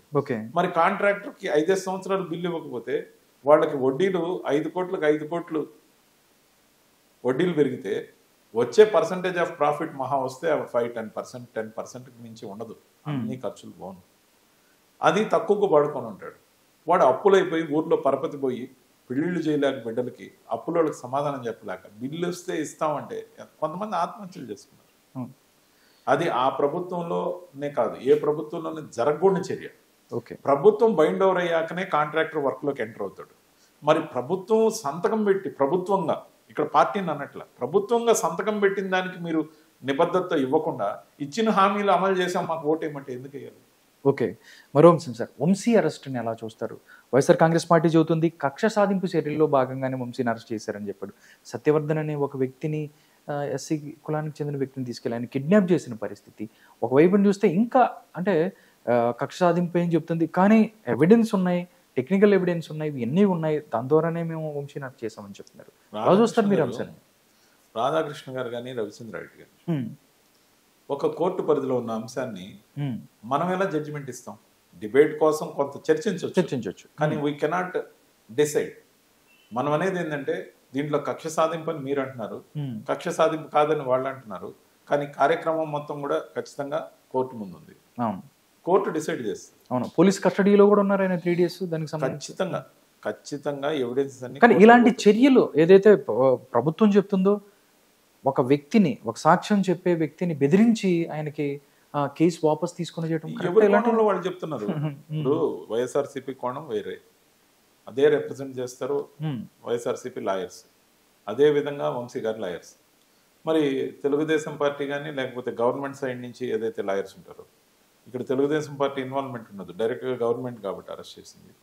గవర్నమెంట్కి సంబంధించిన లాయర్స్ కూడా డిఫెండ్ చేస్తారు. సో కోర్టుకు సంబంధించిన అంశాల్లో మనం ఎక్కువ పరిగణనలో తీసుకుపోకూడదు. కానీ మనం చేసిన కర్మ ఎప్పుడు కర్మ ఫాలోస్ అంటారు. మనం తిట్టిన తిట్లు, మనం మాట్లాడిన మాటలు, మనం చేసిన పనులు, ఇవన్నీ కూడా మనకి ఏదో ఒక రకంగా ఎదురొస్తూనే ఉంటాయి జీవితంలో. కాబట్టి చేసిన పాపం పుణ్యం అనేది చాలా వరకు ఎప్పటికప్పుడు వెంటనే మనకే ఎదురయ్యే అవకాశం ఉంటుంది. ఓకే సార్, మరో అంశం, ఆంధ్రప్రదేశ్కి సంబంధించి తెలుగుదేశం పార్టీ, జనసేన పార్టీ బలంగా ఉన్న పార్టీలు, అది కాదని రవిచంద్రారెడ్డి గారు బీజేపీలోనే ఎందుకు జాయిన్ అయ్యారనేది చాలా మంది క్లారిటీ లేనిది. అంటే ఎందుకు బీజేపీ వైపు ఆకర్షితులయ్యారు అంటే ఏం చెప్తారు మీరు? నాకు ఎందుకో ఈ తిట్లు, ఈ విమర్శలు, ముఖ్యంగా కొంతకాలం ఆంధ్రప్రదేశ్ రాజకీయం వదిలేసి నేషనల్ పాలిటిక్స్ కి సంబంధించి పక్క రాష్ట్రాలకు వెళ్ళి పనిచేయాలనిపించింది. ఓకే, నేను హిందీ ధారాళంగా మాట్లాడతారు, ఇంగ్లీష్ బాగా మాట్లాడతారు. సో ఇంగ్లీష్ కన్నా కూడా ఎక్కువ హిందీ మాట్లాడగలను, ఎక్కువ మంది చూడలేదు. కానీ సో నేను అనేది ఏంటంటే భాష మీద ఉన్న నా కమాండ్ తో పాటు నేషనల్ పాలసీస్ ఏదైతే బీజేపీ తీసుకుంటుందో, దేశానికి సంబంధించే అంశాలు, ముఖ్యంగా దేశం కోసం, ధర్మం కోసం అని చెప్పినప్పుడల్లా ఆంధ్రప్రదేశ్ లో బీజేపీని అవమానంగా మాట్లాడతారు. దాని నుంచి నా వాక్కుతో బీజేపీ చేస్తున్నది ఎంత నిజం అనేది ప్రజల్లో ఎలుగెత్తి చాటాలి. నాకున్న కేపబిలిటీ ఏంటంటే మాట్లాడే గుణం ఏదైతే ఉందో, నా ఫేస్ ఐడెంటిటీతో దాన్ని కలిపి బీజేపీకి ప్రోగా ఒక ఇమేజ్ ఏదైతే ఉందో నార్థన్ ఇండియాలో, దేశం అంతా, దాన్ని ఆంధ్రప్రదేశ్లో కూడా తీసుకురావాలనే ఉద్దేశంలో నేనున్నాను. ముఖ్యంగా దేశంలో జరుగుతున్న మంచి పనులు, అనేక రకమైన అంశాలు. ఈరోజు ప్రపంచంలోనే 5వ పెద్ద ఆర్థిక శక్తిగా మోడీ గారి ప్రభుత్వం ఏదైతే దేశాన్ని ముందుకు నడిపిస్తుందో దాని గురించి చెప్పాలి.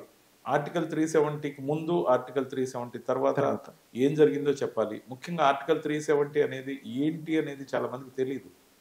ఆర్టికల్ 370 రద్దు చేసినందువల్ల వచ్చిన ప్రధానమైన అంశం దేశం యొక్క గౌరవం.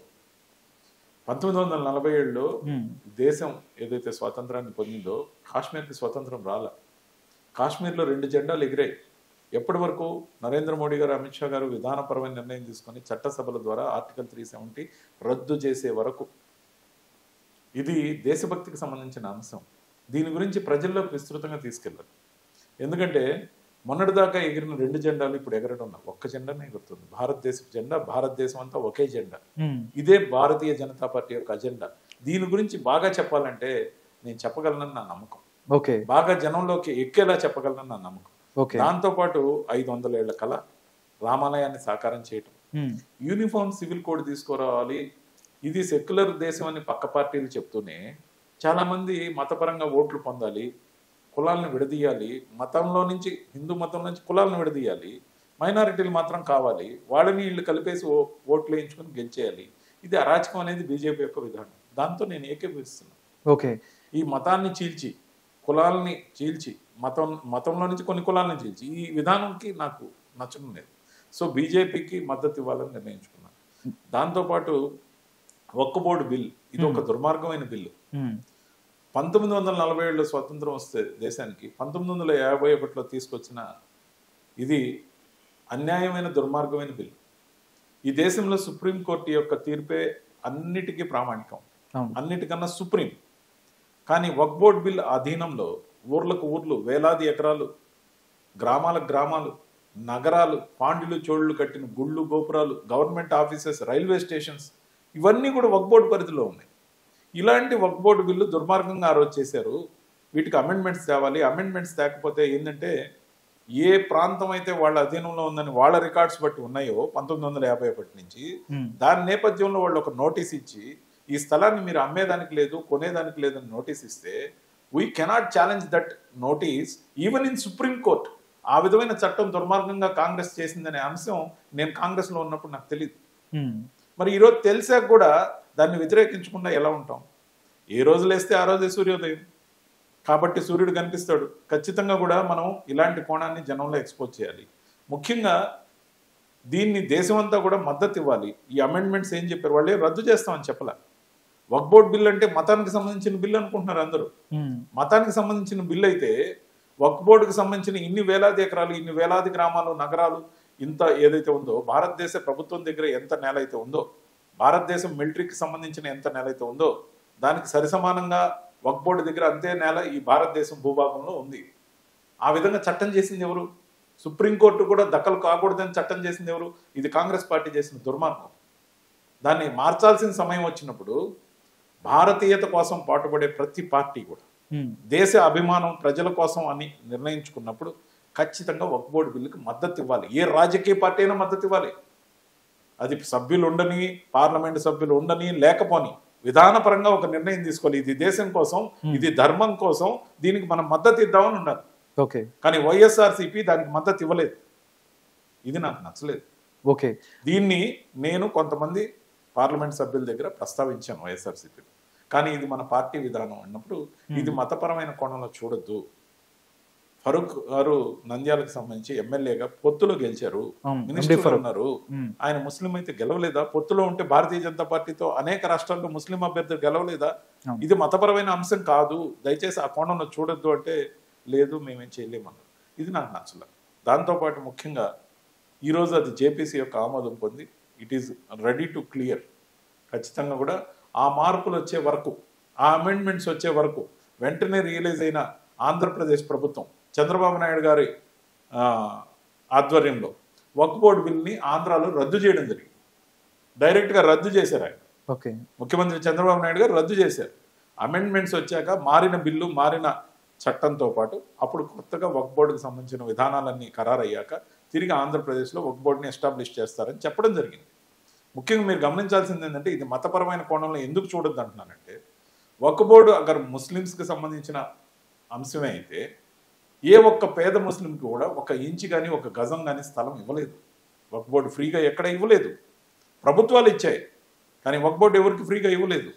కాబట్టి ఈ అంశాన్ని గుర్తెరిగి ఇది మతపరమైన అంశం కాదు, ఓటు బ్యాంకు రాజకీయాలు చేయకూడదనే దానికి నేను కట్టుబడ్డా. అందుకే బీజేపీలో చేరా. ఓకే, బీజేపీ అనగానే మత రాజకీయాలు చేస్తుంది, రెండు మతాల మధ్య చిచ్చు పెడుతుంది, ముస్లిమ్స్ని తక్కువ చూస్తుంది, వాళ్ళ వాళ్ళ వాళ్ళ యొక్క హక్కులు కానీ వాళ్ళకి పట్టవు అని చెప్పి కూడా ఒక భావన ఉంది. దాంతోపాటు మిగతా రాష్ట్రాల్లో ఏదైతే ప్రాంతీయ పార్టీలను చంపేస్తుంది, ఇక్కడ టీఆర్ఎస్ అవ్వచ్చు, ఏదో బీఆర్ఎస్, దాంతోపాటు మిగతా చోట్ల శివసేనకు సంబంధించి లాంటి పార్టీలు, వీటన్నిటిని కూడా అక్కడ ఏమి లేకుండానే వెళ్ళి అక్కడ ఒక రాజ్యాంగ శక్తిగా ఎదగాలని చూస్తుందని బీజేపీ మీద ఒక అపవాదు ఉంది. దీని గురించి ఏం చెప్తారు మీరు? మీరు ఒక జర్నలిస్ట్, మీకు సమకాలీన పరిస్థితుల్లో పాటు రాజకీయ యొక్క పరిజ్ఞానం అంతా కూడా ఉంటుంది. నేను చెప్పేదాని ప్రకారం మీరు ఒకసారి అవలోకిస్తే అకాలీదళ్ని బీజేపీ వద్దు పొమ్మన్లా, అకాలీదళ్ళే బీజేపీని కాదనుకుని పోయింది. అదేవిధంగా శివసేనని బీజేపీ వద్దనలా, శివసేనే బీజేపీని వద్దనుకుని వెళ్ళింది. నితీష్ కుమార్ గారు ఓ 2-3 సార్లు వద్దని వెళ్ళారు, 2-3 సార్లు వెనక్కి తిరిగి వచ్చారు.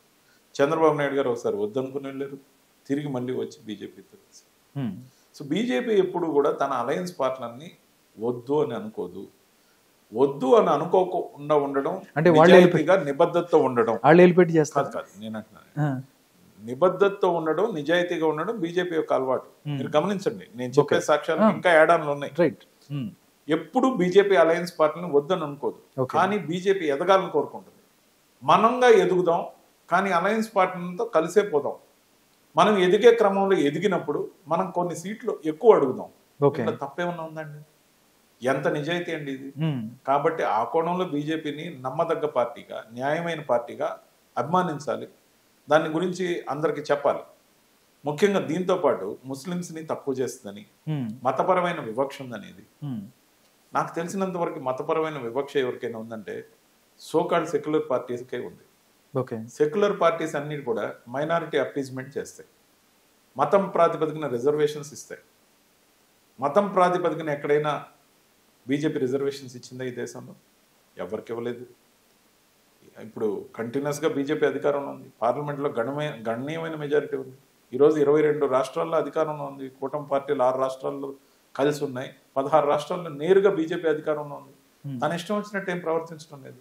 ఇంకా కొన్ని మంచి మార్పులు తేవాలనుకుంటున్నాం. అందరికీ ఒకే civil code, common civil code. ఇది సెక్యులర్ దేశం, అందరికీ సమానమని మనం అందరం చెప్తాం, కానీ అందరికీ ఒకే సివిల్ కోడ్. సివిల్ కోడ్ అంటే ఏంటి? మనకి ముఖ్యంగా ఏదైనా కూడా సుప్రీంకోర్టే కదా బేస్. మరి అందరికీ ఒకే చట్టం ఉండాలి. ఒకరికి షరియత్ చట్టం ఎందుకున్నది? ఒకరికి వాళ్ళ విధానాల ప్రకారమే పోయే స్వేచ్ఛ. ఈ దేశంలో 2 చట్టాలు ఎట్లా నడుస్తాయి? ఎవరు కరెక్ట్? అపీజ్మెంట్ ఎవరు చేస్తున్నారు?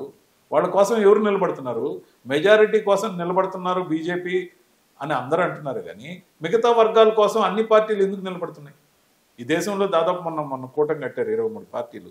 వాళ్ళందరూ కూడా మెజారిటీకి వ్యతిరేకంగా మాట్లాడుతున్నారు. కానీ ఇక్కడ వాళ్ళు చేస్తున్న కుట్ర ఏంటంటే మెజారిటీగా ఉన్న హిందూ మతాన్ని చీల్చేయాలి.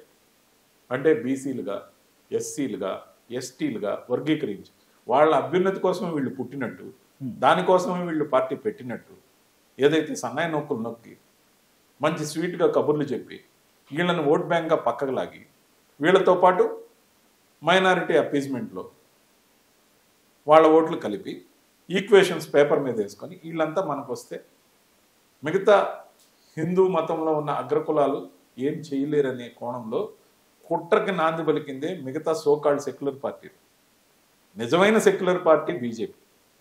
నిజమైన సమాజంలో సమానత్వం ఉండాలి, అందరికీ ఒకే చట్టం, ఒకే న్యాయం, ఒకే ధర్మం. అంటే ధర్మం అంటే మతం కాదు ఇక్కడ, ధర్మం అంటే న్యాయంగా పరిపాలించడం అని నా ఉద్దేశం. అందరినీ సమానంగా కంటికి రెప్పలాగా అందరూ భారత మాత యొక్క సంతానంగా చూడాలనేది ఆలోచన. ఈ దేశంలో ఉంటూ, ఈ దేశంలో తిండి తింటూ, ఈ దేశంలోనే పుట్టిన తర్వాత బతికినంత కాలం ఉండి ఈ దేశంలోనే చనిపోతున్న అనేక మంది భారత్ మాతాకి జై అనమంటే బాధపడతారే. ఎంతవరకు కరెక్ట్? మనము ఉంటున్న నేలని పూజిస్తాం, మనం కనిపించే చెట్టును పూజిస్తాం, అనేక మంది దేవుళ్ళని పూజిస్తాం, కానీ కొన్ని మతాల్లో ఒకే పేరుతోని దేవుడి పూజ చేస్తారు. కానీ అంత మాత్రం చేత ప్రతి ఒక్కరికి వాళ్ళ సాయిల్ అంటే వాళ్ళకి ఒక గౌరవం ఉండాలి. ఓకే. వందే మాత్రం అనమంటే బాధ, భారత్ మాతకి జై అనమంటే బాధ. వందే మాత్రం అంటే ఏంటి? అందరం ఒకటి, అంతే కదా. అవును. భారతదేశంలో ఉన్న మొత్తం సమాజం మనమంతా ఒకటి అనమంటున్నాం. తప్పెలా అవుద్ది? ఓకే. అంటే యూనిఫామ్ సివిల్ కోడ్ తప్పెలా అవుద్ది? భారత్ మాతకి జై. ఏ దేశంలో అయితే మనం పుట్టామో, ఏ దేశంలో అయితే మనం బతికినంత కాలం ఉన్నామో, అక్కడ తిండి తిన్నామో, అక్కడే పోతున్నామో, మరి మనం భారత మాత అంటే భారతదేశం కాదా ఇది? సోకాల్డ్ ఇండియా అనే పేరు పెట్టిన ఇంగ్లీష్ వాళ్ళ పేరే కదా అని చెప్పి భారత్ మాతకి జై అనమంటే అనమంటే కదా. ఓకే. రామ మందిర్ అవ్వచ్చు, లేకపోతే ఇప్పుడు కుంభమేళా అవ్వచ్చు, ఇవన్నీ కూడా బీజేపీ పొలిటికల్ స్టంట్స్ అని చెప్తున్నారు. మల్లికార్జున ఖర్గే మాట్లాడుతూ ఏదైతే అక్కడ మునిగితే పేదరికం పోద్దా అని కూడా మాట్లాడుతున్న పరిస్థితి. అంటే సనాతన ధర్మం అంటే వాళ్ళని అవమానిస్తున్నట్టు దీన్ని భావిస్తారా? ఏ విధంగా చూస్తారు దీన్ని? ఇప్పుడు ప్రపంచవ్యాప్తంగా సనాతన ధర్మం అనేది ఇంకా బతికి బట్టగట్టుబట్టి ఎక్కడ లేని విధానంలో కుటుంబ వ్యవస్థ అనేది భారతదేశంలో సురక్షితంగా ఉంది. అది ఏ మతమైనా, భార్య భర్త, వాళ్ళ పిల్లలు, వాళ్ళ తండ్రి పేరు, వాళ్ళ తల్లి పేరు, అంటే తల్లి పేరు తండ్రి పేరు లేకుండా ఏ దేశంలో ఉండదు. కానీ ఒక్కొక్కరు ఎంతమంది బహుభార్యత్వంతోనో, లేకపోతే ఒకరిని వదిలిన తర్వాత ఇంకొకరితో పెళ్లి చేసుకుంటే అక్కడంతా కూడా ఫాదర్స్ డే అని, మదర్స్ డే అని ఇలా ఎందుకు పెట్టారు? పాశ్చాత్య దేశాల్లో వాళ్ళు ఎక్కడెక్కడ ఎవరెవరితో ఉన్నా ఆ రోజు కలుసుకోవాలనే ఉద్దేశంలో పెట్టారు. మన భారతదేశంలో కుటుంబ వ్యవస్థ బాగుగా ఉండడానికి ప్రతి మతం కూడా తమ నచ్చిన దైవాన్ని పూజించుకునే స్వేచ్ఛ ఉండడంతో పాటు స్వేచ్ఛగా గాలి పీల్చుకునే వాతావరణం, ఎక్కడ గందరగోళం లేని పరిస్థితి ఏదైతే ఉందో, ఇదంతా సనాతన ధర్మం అంటే పూర్తిగా సంయమనంతో వ్యవహరించే మతం ఏదైనా ఉంది అంటే మానవత్వం. ఈ మానవత్వం ఉన్న దేశంలో ఎవరి ధర్మాన్ని వాళ్ళు నమ్మచ్చు, కానీ మత మార్పిడి జరగకూడదు అనేది నాలాంటి వాళ్ళ యొక్క ఆలోచన. మత మార్పిడి స్వేచ్ఛ ఉండకూడదు. ముఖ్యంగా మత మార్పిడి స్వేచ్ఛ ఉంటే కుల మార్పిడి స్వేచ్ఛ కూడా ఉండాలని నేను కోరుకుంటాను. ఏం అగ్రవర్ణంలో పుడితే దళితుడిగా ఉండకూడదా? నేను అనేక ఛానల్స్లో చెప్పాను, నేను రెడ్డిగా ఉండేవాడిని దళితుడిగా మారిపోతాను కూడా చెప్పాను. ఈ దేశంలో ఈ చట్టం కూడా రావాలని నేను కోరుకుంటాను. ఏదో ఒక రోజు ఈ విధానపరమైన నిర్ణయాలు చేసే భారతీయ జనతా పార్టీలో కూడా ఈ విధానం గురించి ఆలోచించమని చెప్తాను. దేవుడు నిర్ణయించాడు, we are not having any option to live in any particular religion. We can't take birth in that religion, we can't take birth in that caste and community. దేవుడు నిర్ణయించాడు, ఆ ఇంట్లో పుట్టాం, ఆ ఇంట్లో పుట్టిన తర్వాత మనకు ఊహ వచ్చి బాగా దాని గురించి అవగాహన వచ్చేదానికి కనీసం 7వ క్లాస్ వరకు మనకు అసలు కులం గురించి తెలియదండి. మన అప్లికేషన్స్లో రాసేటప్పుడు ఇంట్లోకి పోయి నేను అడిగాను, ఎంతమంది అడిగారో తెలియదు, చాలామంది అడిగారని నా మిత్రులు కూడా చెప్పారు. ఏ క్యాస్ట్ మనం ఏమని రాయాలి అంటే మేము కాపు అని రాసాం, సబ్ క్యాస్ట్ వచ్చేసి రెడ్డి అని రాసాం. ఆ విధంగా ఇంట్లో అడిగితే కానీ నాకు తెలియదండి.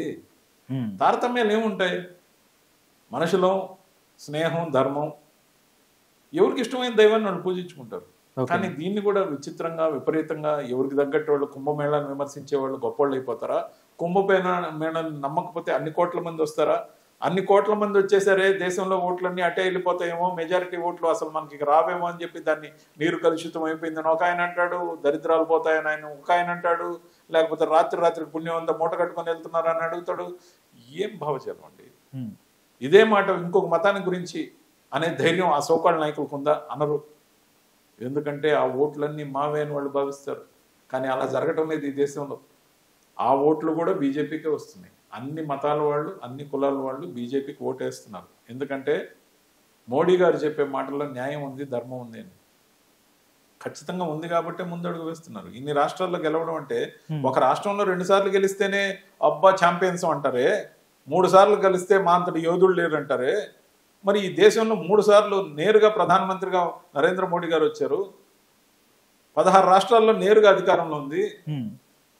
లడక్ వదిలేస్తే 28 రాష్ట్రాల్లో ఈ భారతదేశంలో 6 పార్టీలతో కలిపి ఏదైతే కూటమి ప్రభుత్వంతో బీజేపీ ఉందో, మొత్తం 22 రాష్ట్రాల్లో 28గా అధికారంలో ఉన్న భారతీయ జనతా పార్టీ సక్రమంగా ప్రవర్తిస్తుందని నమ్మబట్టే అన్ని మతాల వాళ్ళు, అన్ని కులాల వాళ్ళు ఏకీకృతంగా భారతీయ జనతా పార్టీని అభిమానిస్తున్నారు. రాబోయే రోజుల్లో, రాబోయే ఎలక్షన్స్ లో మీరు చూడండి, బెంగాల్, బీహార్, కర్ణాటక, లేకపోతే తమిళనాడు కొంచెం కష్టం కావచ్చు, కానీ అలయన్స్ తో రావచ్చు. ఓకే. బీజేపీ అలయన్స్ ఖచ్చితంగా గెలవచ్చు. తెలంగాణ ఇవన్నీ గెలిచే అవకాశం ఉంది. సో పార్టీ నిరంతరం పనిచేస్తుంది బీజేపీ. వేరే పార్టీలాగా ఎలక్షన్స్ ముందు పనిచేయదు. ఓకే. నేను గమనించింది 1 మంతే నా ట్రావెల్. ఇప్పుడే నేను 1-2 అసైన్మెంట్లు చేశా ఈ పార్టీలో. మొన్ననే బడ్జెట్ కి సంబంధించిన సెమినార్ కి చిత్తూరు జిల్లాకి వెళ్ళి బడ్జెట్ ప్రసంగాన్ని గురించి మాట్లాడి రావడం జరిగింది. సో ఇప్పుడిప్పుడే నాకు అసైన్మెంట్స్ ఇస్తున్నారు. సో నేను అనేది ఏంటంటే, నేను గమనించింది ఏంటంటే, నిరంతరం పనిచేసే పార్టీ బీజేపీ. ఎలక్షన్స్ వచ్చినప్పుడు మాత్రమే పనిచేసే పార్టీలు కొన్ని. బీజేపీ గురించి, మీరు బీజేపీలో జాయిన్ అయ్యారు. ప్రభుత్వానికి సంబంధించి ఆంధ్రప్రదేశ్లో బీజేపీకి సంబంధించి కూటమి ప్రభుత్వం అధికారంలో ఉంది. నిజంగా పోలవరం అవ్వచ్చు ఆంధ్రప్రదేశ్కి సంబంధించి జీవనాడిగా ఉంది. దాంతో అమరావతి నిర్మాణం, క్యాపిటల్ సిటీ, ఇప్పుడు దాకా 3 క్యాపిటల్ అన్నారు, అసలు మీ క్యాపిటలే లేదని చెప్పి వెగతాలు చేశారు గత 5 సంవత్సరాల్లో. దీనికి అవ్వచ్చు, లేకపోతే మిగతా దానికి కేంద్ర నుంచి ఎలాంటి ప్రోత్సాహం ఉంటుంది? కూటమి పార్టీలు మిగతా చూసుకున్నట్టయితే బాగా చేస్తున్నారని చెప్తారు కొంతమంది మేధావులు. ఏమి ఇచ్చారు వీళ్ళు, ఏమి ఇచ్చారు? ఒప్పుకుంటున్నారు. ఇప్పుడు ఈవెన్ వైఎస్ఆర్సీపీ కానీ వేరే పార్టీలు కూడా కానీ విమర్శించలేని పరిస్థితుల్లో ఆంధ్రప్రదేశ్ కి కేంద్ర ప్రభుత్వంలో మేజర్ స్టేక్ హోల్డర్ అయిన ఎన్డీఏ లో ఉన్న బీజేపీ కంప్లీట్ గా సహకరించడం, నరేంద్ర మోడీ గారు, అమిత్ షా గారితో పాటు ప్రతి ఒక్క శాఖకు సంబంధించిన మంత్రులందరూ కూడా ఆంధ్రప్రదేశ్ కి కంప్లీట్ గా సహకారాన్ని అందిస్తున్నారు. మీరు గమనించండి, పోలవరానికి సంబంధించిన పెండింగ్ నిధులు విడుదల చేయడం అయితేమి, లేకపోతే ముఖ్యంగా రైల్వే జోన్కి సంబంధించి ప్రధానమంత్రి గారు శంకుస్థాపన చేయడం ఏదైతేమి, వివిధ కారిడార్లు కానీ, సాగరమాల ప్రాజెక్టు కానీ, లేకపోతే అనేక అంశాల్లో జనవరి 8, 2025 ఈ సంవత్సరం నరేంద్ర మోడీ గారు వైజాగ్ వేదికగా శంకుస్థాపనలు, ప్రారంభోత్సవాలు చేయడం అయితేమి, దాంతోపాటు అమరావతికి 15,000 కోట్ల రూపాయలు వరల్డ్ బ్యాంక్ నుంచి ఇప్పించడం అయితే, మరో 12,000 కోట్ల రూపాయలు నిధులు ఏర్పాటు చేయడం అయితే, 27,000 కోట్ల రూపాయలు ఇప్పటికిప్పుడు అమరావతి కోసం కేటాయింపులు అయితే, మరి ఈ 8-9 నెలల్లోనే దాదాపు 3 లక్షల కోట్ల రూపాయలు మేలు చేసే కార్యక్రమాలు ఆంధ్రప్రదేశ్ కోసం డిజైన్ చేయడం అనేది నిజంగా కూడా కేంద్ర ప్రభుత్వం ఆంధ్రప్రదేశ్ అభివృద్ధి కోసం, ముఖ్యంగా బీజేపీ నాయకత్వంలో నడుస్తున్న కేంద్ర ప్రభుత్వం ఎన్డీఏ కూటమిగా ఉన్నందువల్ల మరింత బలంగా ఆంధ్రప్రదేశ్కు మేలు చేసే కార్యక్రమానికి శ్రీకారం చుట్టింది. ఆంధ్రప్రదేశ్లో మరొక హాట్ టాపిక్ ఏంటంటే, ఫైబర్ నెట్కి సంబంధించి ఎవరైతే చైర్మన్ ఉన్నారో జీవీ రెడ్డి గారిని రాజీనామా చేశారు. ఎందుకంటే తెలుగుదేశం పార్టీకి సంబంధించిన వ్యక్తి. దీనికి సంబంధించి ఎవరైతే ఐఏఎస్లకి ఈయనకి మధ్య సరిగ్గా దీనికి సంబంధించి సమన్వయం లేకపోవటం వల్ల రాజీనామా చేసి బయటకు వస్తున్న పరిస్థితి. ఎలా చూస్తారు సార్ మీరు? కూటమి ప్రభుత్వానికి సంబంధించి దాంట్లో బీజేపీలో ఉన్నారు, ఎలా చూస్తారు జీవీ రెడ్డి అంశాన్ని? కాంగ్రెస్ పార్టీలో ఉన్నప్పుడు నేను జీవీ రెడ్డి గారితో కలిసి పనిచేయడం జరిగింది. జీవీ రెడ్డి నాకన్నా చిన్నవాడు, మంచి మిత్రుడు, కలిసి తిరిగాం, కలిసి అనేక అంశాలు చర్చించేవాళ్ళం. అంతకుముందు వైఎస్ఆర్సీపీ పార్టీ నుంచి కాంగ్రెస్ పార్టీకి తను రావడం జరిగింది. ముఖ్యంగా యాక్టివ్గా ఉంటాడు, అన్నీ నేర్చుకోవాలనే తపన. అప్పట్లోనే అడ్వకేట్గా కోర్సులో జాయిన్ అయ్యాడు, ఇప్పుడు అడ్వకేట్గా ఉన్నాడు. మరి చార్టెడ్ అకౌంటెంట్గా అప్పటికే ఉన్నాడు. కానీ చాలా యాక్టివ్గా, ఎనర్జెటిక్గా ఉండడంతో పాటు కొంత డైనమిక్గా, ధైర్యంగా కూడా ఉంటాడు. సో కొత్తగా అధికారంలోకి వచ్చిన తర్వాత కార్పొరేషన్ చైర్మన్, మరి ముఖ్యంగా ఫైబర్ నెట్ లాంటి మంచి పోర్ట్ఫోలియో ఏదైతే ఉందో దానికి చైర్మన్ కావడం, దాంట్లో ఉన్న లోటుపాట్ల గురించి ఆయన ఏదైతే అబ్జర్వ్ చేశాడో, ముఖ్యంగా ఏ కార్పొరేషన్ అయినా, నేను కూడా ఒక కార్పొరేషన్కి చైర్మన్గా చేశారు, దాదాపు క్యాబినెట్ ర్యాంక్లో పనిచేశాను. ఏ కార్పొరేషన్కి ఎవరు చైర్మన్ అయినా చైర్మన్కి ఏం పవర్స్ ఉండవు. Chairman powers honorary powers, executive powers అన్ని కూడా ఎండీలుగా ఉన్న వాళ్ళ దగ్గరే ఉంటాయి. ఎండీలుగా ఉన్న వాళ్ళందరూ కూడా ఐఏఎస్లు కానీ లేదా కన్ఫర్డ్ ఐఏఎస్లు కానీ ఉంటారు. వాళ్ళకి సంబంధించి ఎక్కువ మంది కలిసి రావచ్చు, ఎక్కువ మంది కలిసి రాకపోవచ్చు, లేదా కొంతమంది కలిసి రావచ్చు, కొంతమంది కలిసి రాకపోవచ్చు. చైర్మన్ పెత్తనం ఏందని కొంతమంది అనుకోవచ్చు, లేదా కలిసి పని చేసుకుందాం ఎందుకని కూడా అనుకోవచ్చు. కానీ ఈ క్రమంలో తను ఏదైనా చెయ్యాలి, నాకు ఈ పదవి ఇచ్చారు, ఈ పదవి ఇచ్చినప్పుడు దీనికి పరిపూర్ణమైన న్యాయం చేయడంతో పాటు ఖచ్చితంగా ఈ సంస్థను లాభంలో పరిగెత్తించాలి అని ఏదైతే తాను కోరుకున్నాడో, వచ్చి రాగానే మొత్తం కేస్ స్టడీ లాగా మొత్తం ఫైల్స్ అన్ని తెప్పించుకొని తను చూడడం.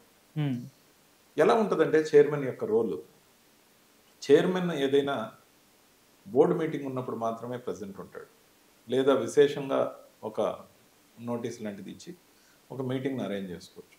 బోర్డు మీటింగ్లో మాత్రం చైర్మన్కి అన్ని వివరించాల్సిన అవసరం ఉంది. రోజువారీ తీసుకునే నిర్ణయాలు ఏవి కూడా చైర్మన్కి చెప్పాల్సిన అవసరం ఉండదు. అంతేకాదు కొన్ని నిర్ణయాలు ఎమర్జెన్సీ అయితే డిస్క్రిషన్ పవర్స్తో ఎండీలు చేసేస్తారు. వాళ్ళు చేసిన తర్వాత బోర్డు మీటింగ్లో రాటిఫికేషన్కి పెడతారు. ఇవి ఒక్కోసారి చైర్మన్లకు బాధ కలిగించే అంశం, కానీ రూల్ అలా ఉంది. సో వ్యవస్థ అలా నడుస్తుంది. లేదు ఇలా కాదు, వ్యవస్థలోనే మార్పు తేవాలంటే ప్రతి ఒక్క విషయం చైర్మన్ పరిశీలన ఉండాలి. గవర్నమెంట్ అమెండ్మెంట్ తేవాలి చట్టసభ ద్వారా. ఓకే. లేదా క్రాస్ సిగ్నేచర్ చైర్మన్ కూడా ఎండి గారితో పాటు చెక్ మీద ఉండేలా చేయాలి. ఇలాంటి నిర్మాణాత్మకమైన చర్యలు చేసినప్పుడు ఏదైనా రూపాయి పోవాలన్నప్పుడు ఖచ్చితంగా కూడా చైర్మన్ గారు కూడా సంతకం పెట్టాలంటే ఇది ఎందుకు చేసామని అడుగుతాడన్న క్రాస్ చెక్ ఉంటుంది. దీన్ని భయం అని నేను అన్నాను. క్రాస్ చెక్ ఉంటుంది. క్రాస్ చెక్ ఉన్నప్పుడు బాధ్యత ఉంటుంది. చైర్మన్గా ఉన్న వ్యక్తి 2 సంవత్సరాలే ఉంటాడు కదా, మనం ఐఏఎస్ కదా, లేకపోతే మనం ఎప్పటికీ ఉండొచ్చు. కానీ ఏ ఐఏఎస్ అయినా 2 సంవత్సరాలు ఉంటాడా, 1 సంవత్సరమే దానికి ఎండీగా ఉంటాడో తెలియదు. ఓకే. చైర్మన్గా వచ్చిన వ్యక్తి 2 సంవత్సరాలు ఖచ్చితంగా ఉంటాడు. కానీ వీళ్ళు 1 సంవత్సరం ఉంటారా, 2 సంవత్సరాలు ఉంటారా, వాళ్ళకు కూడా ట్రాన్స్ఫర్ రావచ్చు. కాబట్టి ఇక్కడ ఘర్షణ అనేది కరెక్ట్ కాదని నా అభిప్రాయం. దాంతోపాటు ఏదైతే తాను కోరుకున్నాడో, ఇంతమంది అక్రమంగా ఎంప్లాయీస్ ఊరు పేరు లేని వాళ్ళందరి పేర్లతో బిల్లులు రేజ్ చేసి శాలరీలు వెళ్తున్నాయి, ఇది కరెక్ట్ కాదని తాను భావించాడు. దాన్ని ఆయన తీసేస్తున్నట్టు ఏదైతే ప్రెస్ మీట్ ద్వారా చెప్పాడో, ఇక్కడ తాను చేసిన పనిలో ఎండీని కూడా కలుపుకున్నాడనే సమాచారం నాకైతే ఉంది. ఎందుకంటే నేను అడిగాను తనని, నాకు మిత్రుడు కాబట్టి మాట్లాడి, నువ్వు ఇలా చేస్తున్నావు కదా, ఎండి గారు నీకు సహకరిస్తున్నారా, ఎండి గారు సంతకం లేదే అది హానర్ కాదు. ఈ కోణంలో చూసినప్పుడు లేదు, తన సహకారం నాకు ఉందని కూడా చెప్పడం జరిగింది. ఓకే. కానీ కొన్ని రాజకీయ ఒత్తిళ్లు ఏదో వచ్చినట్టు కనపడుతుంది. అంటే కొంతమందిని తీసివేయడం ఇబ్బందికరమైన పరిస్థితి ఉండొచ్చు, కొంతమంది ఇక్కడున్న వాళ్ళతో కూడా బాగా దగ్గరగా ఉండొచ్చు. దాని కారణంతో ఎండి గారు ఆ ఫైల్ని సంతకం చేయకుండా పెట్టినట్టు మనకున్న సమాచారం. ఆ సంతకం చేయనప్పుడు తాను తొందరపడకుండా చంద్రబాబు నాయుడు గారికి, లోకేష్ గారికి చెప్పి వాళ్ళు చెప్పినట్టు పోయి ఉంటే బాగుండేది. కానీ తాను చేయాలనుకున్న పట్టుదలతో ఏదైతే ఉన్నాడో, తాను చేస్తాను వీళ్ళని తీస్తున్నానని ఏదైతే ప్రెస్ మీట్ ద్వారా చెప్పాడో, దాన్ని వెనక్కి తీసుకోలేని పరిస్థితులు ఇరుక్కుపోయాడు. ముఖ్యంగా అది ఇప్పుడు ప్రెస్టేజ్ ఇష్యూ అయింది. సో తను తీస్తా అనుకున్న వాళ్ళని తీయలేకపోయినప్పుడు, ఎండి గారి సహకారం లేనప్పుడు, సంస్థకు నష్టం చేస్తున్న వాళ్ళకి నెలకి ₹1,50,00,000 మనం ఎందుకు జీతం ఇవ్వాలనుకుని డిసైడ్ అయినప్పుడు he chose the aggressive part. అంటే అగ్రెసివ్ పార్ట్ వల్ల ఏమవుతుందంటే ఐఏఎస్లు అందరూ కూడా పరిపాలనలో కీలకంగా ఉంటారు. కాబట్టి కీలకంగా ఉన్న ప్రభుత్వం వాళ్ళ మాట వినాల్సి కూడా కొన్ని లిమిటేషన్స్ లో ఉంటుంది. ప్రభుత్వం చేసే ప్రతి పనిని కూడా అమలు చేయాల్సింది ప్రతి శాఖలో ఐఏఎస్లే. ఏ మంత్రి అయినా ఐఏఎస్ ద్వారానే పోవాలి, ముఖ్యమంత్రి గారైనా ఐఏఎస్ ద్వారానే పోవాలి. సో విధానపరంగా సెక్రటేరియట్ లో కానీ, లేకపోతే సీఎంఓలో కానీ, లేకపోతే జిల్లా హెడ్ క్వార్టర్స్ లో కానీ, అన్ని దగ్గరలో ఐఏఎస్ల యొక్క ప్రభావం గట్టిగా ఉంటుంది. గట్టిగా ఉన్నప్పుడు వాళ్ళని ప్రభుత్వం దూరం చేసుకోలేదు. అట్లనే తన సొంత కార్యకర్త, తాను నియమించిన వ్యక్తి, తాను బాగా దగ్గరగా ఫీల్ అయిన వ్యక్తి చంద్రబాబు నాయుడు గారు కూడా మాట్లాడినట్టు జరిగింది. కానీ ఈ ప్రెస్టేజ్ బ్యాటిల్లో ఒక అడుగు ముందుకు వేసిన జీవి రెడ్డి రాజీనామా చేశాడు. కానీ రాజీనామా చేసిన ఏదైతే పార్టీ ప్రాథమిక సభ్యత్వానికి రాజీనామా చేయడం నేను కూడా ఊహించలేదు. ఎందుకంటే తెలుగుదేశం పార్టీకి వెళ్లే ముందు కూడా నాకు చెప్పడం జరిగింది, తెలుగుదేశం పార్టీలోకి వెళ్తున్నానన్నా అంటే ఓకే నీకు మనసు ఎలా నచ్చితే అలా చేయమని. ఎందుకంటే అప్పటికే వైఎస్ఆర్సీపీ పార్టీలో నుంచి కాంగ్రెస్ పార్టీకి వచ్చి ఉన్నాడు కాబట్టి, కాంగ్రెస్ పార్టీ నుంచి వదిలి మళ్ళీ వైఎస్ఆర్సీపీలోకి రాలేని పరిస్థితి అతనికి ఉండింది కాబట్టి కొన్ని ప్రాబ్లమ్స్ ఉన్నాయి. సో అందుకని అతను వెళ్తానన్నప్పుడు కూడా ఆల్ ది బెస్టే చెప్పాం. కానీ మిత్రుడుగా మాత్రం ఎప్పుడు ఉన్నాడు.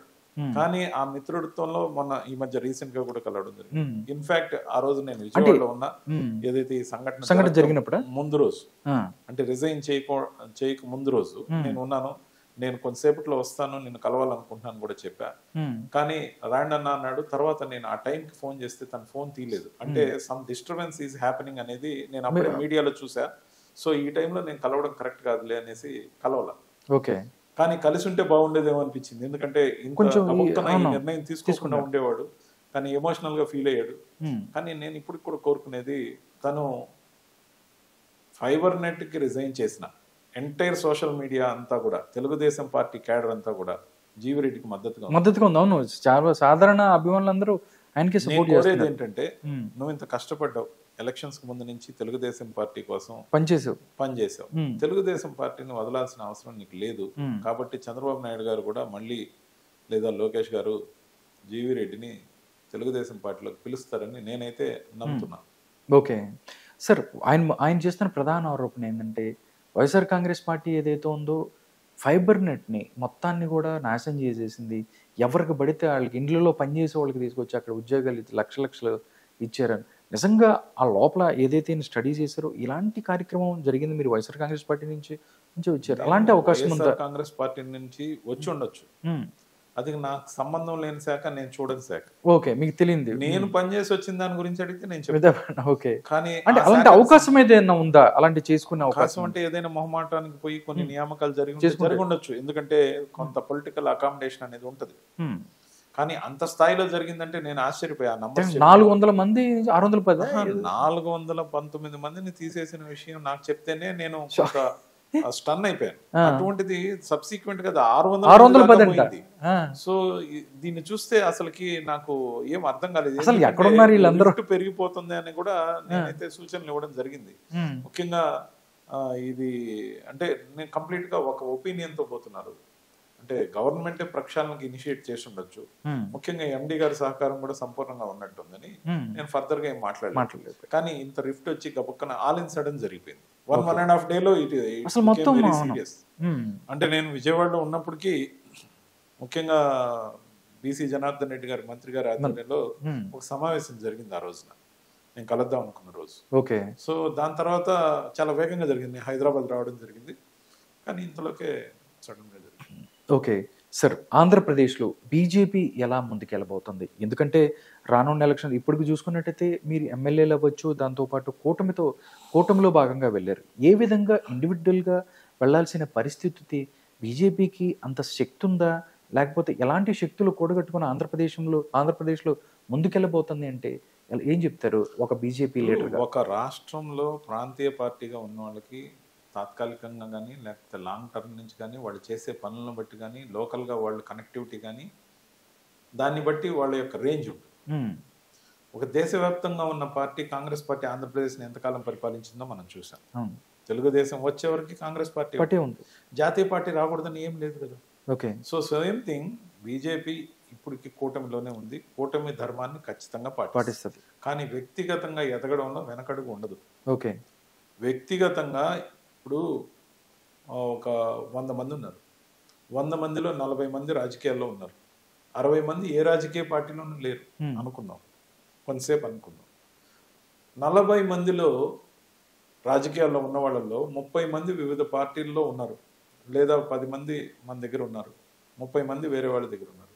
మా కూటమి ధర్మం ఏంటి? మా కూటమిలో ఉన్న పార్టీలను మేము డిస్టర్బ్ చేయకూడదు. ఇది మా ధర్మం, మా పాలసీ. వాళ్ళ సభ్యుల్ని మేము మా పార్టీలోకి తీసుకోవాలని మేము కోరుకోం. ఇది మా విధానపరమైన నిర్ణయం, మాకు ఇచ్చిన డైరెక్షన్ కూడా. మేము ఆ కోణంలోనే పనిచేస్తున్నాం. అట్ ద సేమ్ టైం రాజకీయాల్లో లేని వాళ్ళని మా పార్టీకి ఆహ్వానించవచ్చు. రాజకీయాల్లో ఉండి కూడా కూటమి పార్టీలో లేని వాళ్ళని మేము ఆహ్వానించవచ్చు. ఆ కోణంలో మేము ఎదిగే ప్రక్రియ నిరంతరం జరుగుతుంది.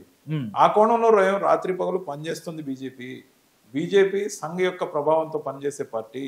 ఏబీవీపీ కానీ లేకపోతే అనేక వింగ్స్ ఏవైతే ఉన్నాయో, కిసాన్ మోర్చా కానీ, దళిత్ మోర్చా కానీ, మైనారిటీ మోర్చా కానీ, ప్రతి ఒక్కటి పనిచేస్తుంది. ఇక్కడ వింగ్స్ అన్ని ఎంత బలంగా ఉన్నాయంటే నేను గమనించి అదే ఆశ్చర్యం.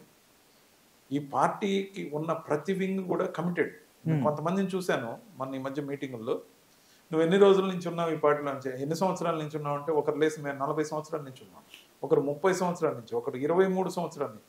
ఇన్ని సంవత్సరాలు ఒక పార్టీలో ఉన్నారంటే ఎంత డెడికేషన్. ముఖ్యంగా భారతీయ జనతా పార్టీ విధానాలను నమ్మారు వాళ్ళు.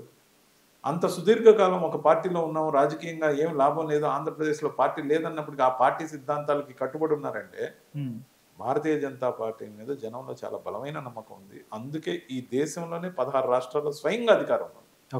6 రాష్ట్రాల్లో కూటమి పార్టీలతో ఉంది. మా విధానం చూడండి, కూటమి పార్టీని డిస్టర్బ్ చేయకూడదనేది విధానపరమైన నిర్ణయం. కూటమి పార్టీలో ఉన్న వాళ్ళని కాదని వాళ్ళ పార్టీల వాళ్ళని మేము తీసుకునేది లేదు. ఇది ఖచ్చితంగా జరుగుతుంది. ఇదైతే మాకున్న గైడ్ లైన్స్. దాంతోపాటు ఎవరైతే రాజకీయాల్లో లేరో ఖచ్చితంగా తీసుకోవచ్చు. కూటమిలో లేని పార్టీ నుంచి వచ్చే వాళ్ళని తీసుకోవచ్చు. నేను కూటమిలో లేని పార్టీ నుంచే కదా వచ్చా, కాబట్టి ఇదే guide line follow. Okay sir, ఇంకోటి తిరుపతి లడ్డు అంశాన్ని ఏదైతే ఉందో బీజేపీ కూడా రాజకీయం చేసింది, వైఎస్ఆర్ కాంగ్రెస్ పార్టీని పూచిగా చూపించడం అని చెప్పి కూడా చాలా మంది మాట్లాడుకున్న పరిస్థితి. అలాంటి పరిస్థితి ఏమైనా ఉందండి? భగవంతుడు అంటే భక్తికి మాత్రమే అని నమ్మే పార్టీ భారతీయ జనతా పార్టీ. రాజకీయాలు కూడా భారతీయ జనతా పార్టీ ఖచ్చితంగా కూడా ఏ మతాన్నైనా గౌరవిస్తుంది. ముస్లిమ్స్ వాళ్ళ మతాన్ని నమ్మద్దని ఎక్కడైనా బీజేపీ చెప్పిందా? క్రిస్టియన్స్ ఏదైనా వాళ్ళ మతాన్ని నమ్మద్దని బీజేపీ చెప్పిందా?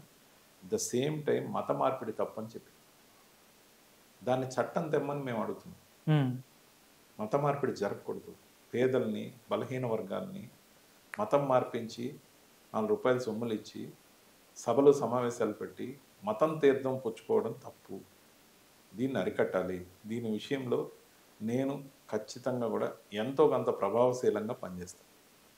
మత మార్పిడి అనే అంశం ఉండకూడదు. మత మార్పిడి అంటూ జరిగితే ఖచ్చితంగా వాళ్ళకి భారతదేశంలో ఉన్న అన్ని సదుపాయాలు నిలిపేయాలి.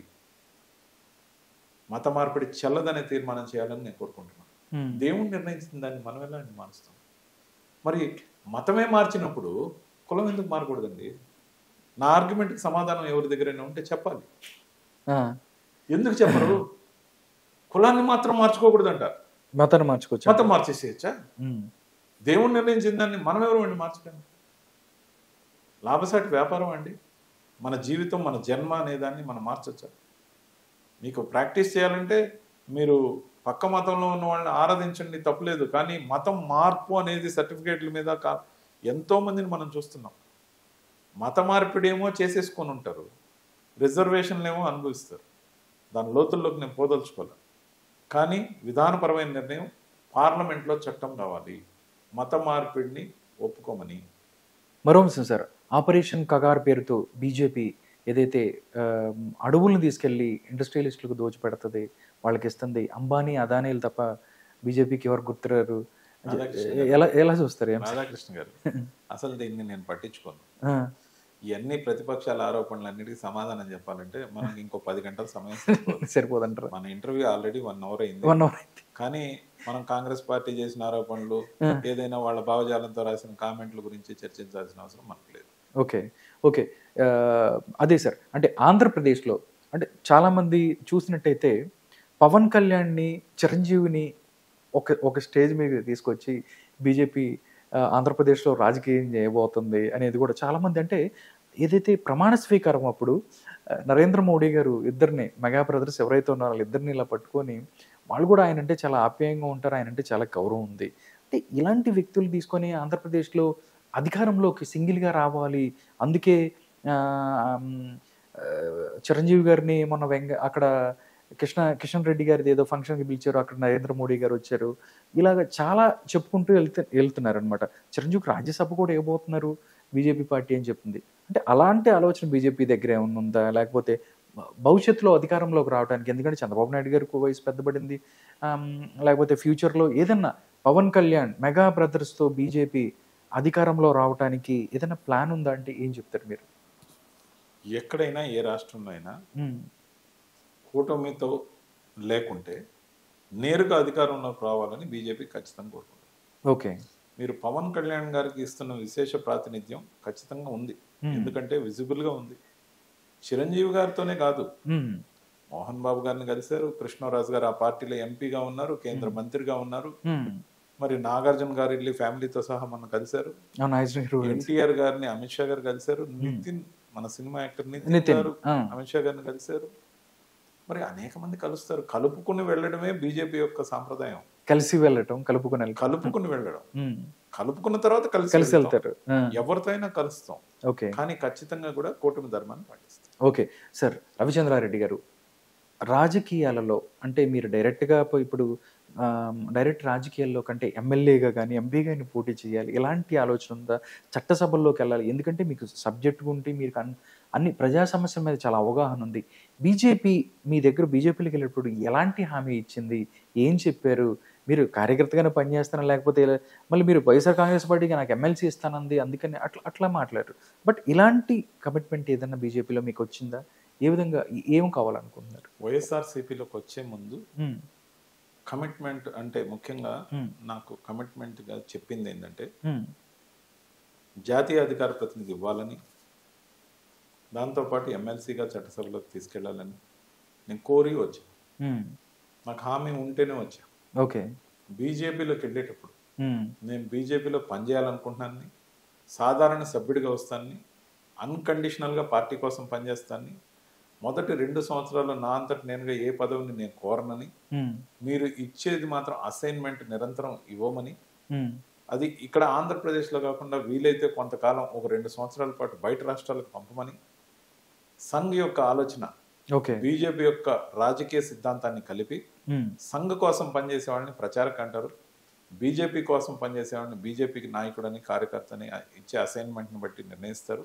ఓకే. బీజేపీ యొక్క రాజకీయ పాలసీని ఏదైతే సంఘ్ యొక్క థాట్ని తీసుకుని కలగలిపి నేను ఒక ప్రచారకులాగా బీజేపీ ఈ దేశానికి ఏం చేసింది, ఏమేం చేస్తుంది, ఈ దేశానికి ఎంత మేలు ఆర్థిక పరంగా జరిగింది, ఎంత రక్షణ వ్యవస్థ బాగుపడింది, ఎన్ని పెట్రోలియం ఉత్పత్తుల అప్పులు కట్టింది, ఈ దేశం యొక్క ఇంచు స్థలం కూడా పోకుండా గత 11 ఏళ్ల నుంచి దేశాన్ని ఎలా రక్షిస్తుంది, ఎంత ఎక్విప్ అయ్యాము, ఎంత మోడర్నైజ్ అయ్యాము, ఏ విధంగా నోట్లు రద్దు చేస్తే విమర్శించారో దానికి నేను అడిగే సింపుల్ క్వశ్చన్, కాశ్మీర్లో ఈరోజు జవాన్ల మీద అల్లరి మోకలు రాళ్లు విసురుతున్నాయా లేదా గమనించమని అడుగుతున్నాను. విదేశీ కరెన్సీ మన కరెన్సీని వాళ్ళు ప్రింట్ చేసి అల్లరి మోకలకి ఇచ్చి మన మీద రాళ్ళు వేయించి మన జవాన్లు గాయపరిచిన విధానాన్ని లేకుండా చేసిన ఘనత బీజేపీది కదా. అనేక ప్రధానమైన అంశాలు తీసుకుంటున్న సమూలమైన మార్పులు, విప్లవాత్మకమైన నిర్ణయాలు, వీటన్నిటి గురించి ప్రచారకగా బీజేపీ ప్రచారక్ అనే పేరుతో నేను పనిచేయడానికి ముందున్నా. ఖచ్చితంగా నేను హామీ అంటూ అడిగింది అసైన్మెంట్స్ ఇవ్వమని మాత్రమే, ఎటువంటి హామీ కానీ మనసులో ఉన్న కోరిక చట్టసభల్లోకి వెళ్ళాలి, ఏ రూపంలో అయినా వెళ్ళాలి. ఓకే. ఎమ్మెల్సీగా వెళ్ళొచ్చు, ఎమ్మెల్యేగా వెళ్ళొచ్చు. మొన్న కూడా వెంకటగిరికి నా పేరు కొంత ప్రస్తావనకు వచ్చింది, కొంత జనాల్లో పాపులర్ అయింది, ఆల్మోస్ట్ నాకు పిలిచి చెప్పడం జరిగింది, ఈసారి నేను చట్టసభలో తీసుకువెళ్తామని చెప్పి జగన్మోహన్ రెడ్డి గారు చెప్పారు, విజయసాయి రెడ్డి గారు కూడా చెప్పారు. కాబట్టి ఈసారికి ఎమ్మెల్యే అనేది పార్టీ నిర్ణయం వదిలేసి అని చెప్పారు, ఎమ్మెల్సీగా తీసుకెళ్తామని మొన్న కూడా చెప్పారు. మొన్న గెలిచుంటే బహుశా ఎమ్మెల్సీ అయ్యేవాడినేమో. కానీ నేను అనేది ఏంటంటే ఒక్కోసారి నాకు వచ్చినంత మాత్రం అవకాశాలు వైఎస్ఆర్సీపీలో చాలా మందికి రాలేదు, 10 ఏళ్ల పైగా ఉన్న వాళ్ళకి రాలేదు. నాకు వచ్చిన అదృష్టం మంచిదే. నన్ను నాయకుడిగా ఉన్న వైఎస్ జగన్మోహన్ రెడ్డి గారు అభిమానించిన తీరు గణనీయంగా ఉంది. అందుకనే ఆయన పట్ల ఎప్పుడు కూడా ఆ గుడ్ గెస్చర్ అనేది ఉంటుంది. కానీ ఒకసారి పార్టీ మారిన తర్వాత నేను వైఎస్ఆర్సీపీని సమర్థించే వ్యక్తిని కాదు, బీజేపీని సమర్థించే వ్యక్తిని, కూటమి ధర్మాన్ని పాటించే వ్యక్తిని. ఓకే, లాస్ట్ అండ్ ఫైనల్ ఒకే ఒక క్వశ్చన్ అడుగుతాను. 2047లో వికసిత్ భారత్ లక్ష్యంగా నరేంద్ర మోడీ నాయకత్వంలో భారతదేశం ముందుకెళ్తుంది, నిజంగా ఏదైతే ప్రపంచ దేశాల్లోనే టాప్ 3లో ఉంటది అనే నమ్మకం ఉందా? ఏ విధంగా 100% ఉంది రాధాకృష్ణ గారు. ఇప్పుడు 75 సంవత్సరాల స్వతంత్రం పూర్తయి 77వ సంవత్సరం ఏదైతే వస్తూ ఉందో, ఇంకో 20 సంవత్సరాలకి 22 సంవత్సరాలకి నిర్దేశించుకున్న కార్యక్రమం ఏదైతే ఉందో, ఇప్పటికే ఆర్థిక పరంగా ప్రపంచంలోనే 5వ స్థానంలో భారతదేశం ఉంది. నిర్ధారించుకున్న లక్ష్యం మనం ఏంటంటే 2026 ఆఖరికే మనం 4వ స్థానానికి వచ్చే అవకాశం ఉంది ఆర్థికంగా. ఎందుకంటే 140 కోట్ల ప్రజలు భారతదేశంలో ఉన్న సంఖ్య చైనాను కూడా దాటిన సంఖ్య. మనకున్న మానవ వనరులు, యువత, ఇంతమంది సంఖ్యాబలం ఉండడం, దానివల్ల వచ్చిన వైడ్ యాంగిల్ ఏదైతే ఉందో, ఆర్థిక పరంగా గణనీయమైన ప్రగతి సాధించి రిఫార్మ్స్ ఏదైతే తీసుకొచ్చుకుంటున్నామో, దానివల్ల మనం ప్రపంచంలోనే బలమైన ఆర్థిక శక్తిగా ఎదగడం అనేది 5 ట్రిలియన్ ఎకానమీ అనే డ్రీమ్ని ముందుకు తీసుకెళ్తున్నారు. బై 2027కే తీసుకెళ్తున్నారు, ఎక్కువ కాదు. మోడీ గారు తీసుకున్న ఈ సంకల్పం వికసిత భారత్ అనే పేరుతో ముందడుగు వేస్తుంది. మనం తీసుకొచ్చిన బడ్జెట్ పీపుల్స్ బడ్జెట్గా ప్రాతినిధ్యం వహించడంలో కూడా ఒక విప్లవాత్మకమైన మార్పు మీరు గమనించండి. గతంలో 7-7.5 లక్ష ఇన్కమ్ ట్యాక్స్ మినహాయింపులో ఉన్నది 12 లక్షలకు పెంచారు. దీనివల్ల ప్రధానమైన లాభం ఏంటి అంటే ఎక్కువ మందిని ట్యాక్స్ రిటర్న్స్ ఫైల్ అయ్యేలాగా చేయడం. గతంలో 2 సంవత్సరాలు ఒకేసారి ఫైల్ చేయొచ్చు, ఇప్పుడు 4 సంవత్సరాలది ఒక్కసారి ఫైల్ చేసి నెక్స్ట్ నుంచి అప్డేట్గా ఉండొచ్చు. అంతేకాకుండా 12 లక్షల రూపాయల వైట్ మనీ మీరు ఉండి కూడా మీరు ట్యాక్స్ కట్టబడలేదన్నప్పుడు, మీరు ఎప్పుడైతే వైట్ మనీ 12 లక్షలు చూపిస్తారో రిటర్న్స్ లో, మీకు గణనీయంగా లోన్స్ వస్తాయి. ఆ లోన్స్ మీరు ఇల్లు కట్టుకోవడానికి కావచ్చు, వ్యాపారం కావచ్చు, సెల్ఫ్ ఓరియంటేషన్ బిజినెస్ చేసుకోవడానికి కూడా మీకు చాలా అనుకూలం. మీకు టర్న్ ఓవర్తో పాటు ఏదైతే పెరుగుతూ పోద్దో, మీకు వచ్చే టర్న్ ఓవర్ని బట్టి మీకు రకరకాలుగా బెనిఫిట్స్ ఏవైతే ఉన్నాయో, మార్కెట్ సస్టైనబిలిటీ గురించి ట్రైనింగ్ ఉంది, అనేక రకాల ఎంటర్ప్రెన్యూర్షిప్ని ప్రోత్సహిస్తుంది, ఎంఎస్ఎంఈల్ని ప్రోత్సహిస్తుంది, ముద్రా లోన్స్ ఇస్తుంది, జన్ధన్ ఖాతాలు ఓపెన్ చేయించింది. ముఖ్యంగా ప్రతి పేదవాడికి ఇల్లు ఉండాలనే లక్ష్యంతో పిఎం ఆవాస్ యోజన నడుస్తుంది. అనేక స్కీముల గురించి ప్రచారం చేయాల్సిన అవసరం ఉంది. జల్ జీవన్ మిషన్, ప్రతి ఇంటికి నల్ల నీళ్ళు ఇవ్వాలి, కొళాయి నీరు ఉండాలి. ఫ్లోరోసిస్ లాంటి వ్యాధులు దేశంలో అక్కడెక్కడ ఉన్నాయి, మనం చూసాం. మనం ఈ మధ్య కూడా ఉద్దానం చూసాం. ఉద్దానంకి కొంత రెమెడీ దొరికింది గత ప్రభుత్వ హయాంలో, ఎవరు చేసినా అభినందించాల్సిందే. ఇప్పుడు ఒంగోలుకు సంబంధించి ప్రాతినిధ్యం ఈ కూటమి ప్రభుత్వం తీసుకుంటుంది. ఉన్న కనిగిరి ఆ ఏరియాలకు సంబంధించి విశేషమైన శ్రద్ధను కనపరచబోతున్నాం. ఖచ్చితంగా కూడా ఒక లక్ష్యం నిర్దేశించుకుంటేనే ఆ లక్ష్యం చేరాలనే గోల్తో పనిచేస్తాం. ఖచ్చితంగా కూడా ప్రబలమైన ఆర్థిక శక్తిగా భారతదేశం రూపొందుతుంది. ఈ నిర్ణయాత్మకమైన మార్పుల గురించి ఒంట్లో ఓపుకున్నంతకాలం ఖచ్చితంగా బీజేపీ తీసుకుంటున్న విధానపరమైన నిర్ణయాల ప్రచారంగా ముందడుగు వేస్తా. అవకాశం వచ్చిన రోజు ఖచ్చితంగా మీకు చట్టసభలో కనిపిస్తా. అది కూడా నెరవేరుతుందని నమ్ముతున్నా, భగవంతుని నమ్ముతున్నా. ఓకే, నరేంద్ర మోడీ తర్వాత దేశాన్ని ముందుకు తీసుకెళ్లే శక్తి మనం చూసుకున్నట్టయితే యోగి ఆదిత్యనాథ్ అంటున్నారు, రకరకాల పేర్లు వినిపిస్తున్నాయి. మీ దృష్టిలో ఎవరెవరు ఉన్నారు బీజేపీకి సంబంధించి? నెక్స్ట్ మాట్లాడాను, ఇలాంటివన్నీ స్పెక్యులేషన్ అండి. ఓకే, బీజేపీ చాలా క్రమశిక్షణ కలిగిన పార్టీ. విధానపరంగా ఎవరిని ఎన్నుకోవాలనేది బీజేపీ పార్టీ తీసుకుంటుంది. సంఘ యొక్క ఆలోచన ఉంటుంది. ఖచ్చితంగా కూడా సమయం వచ్చినప్పుడు బీజేపీలో నాయకుల కొరత లేదు. బీజేపీ కుటుంబ పార్టీ కాదు, వ్యవస్థీకృతమైన పార్టీ, అందరి పార్టీ. అనేక మంది ప్రముఖమైన నాయకులు ఉన్నారు. Okay, thank you so much Ravichandra Reddy గారు. ప్రస్తుత రాజకీయ అంశాల మీద మీరు చక్కని విశ్లేషణ అందించారు. మీరు బీజేపీలో ప్రచారంగా ముందుకెళ్ళాలి, మంచి మంచి విజయాలు సాధించాలి. ఏదైతే వికసిత్ భారత్ 2047 అంటూ బీజేపీ ముందుకెళ్తుందో దీంట్లో కూడా మీ పాత్ర కూడా ఉండాలని కోరుకుంటున్నాం. నమస్కారం అండి.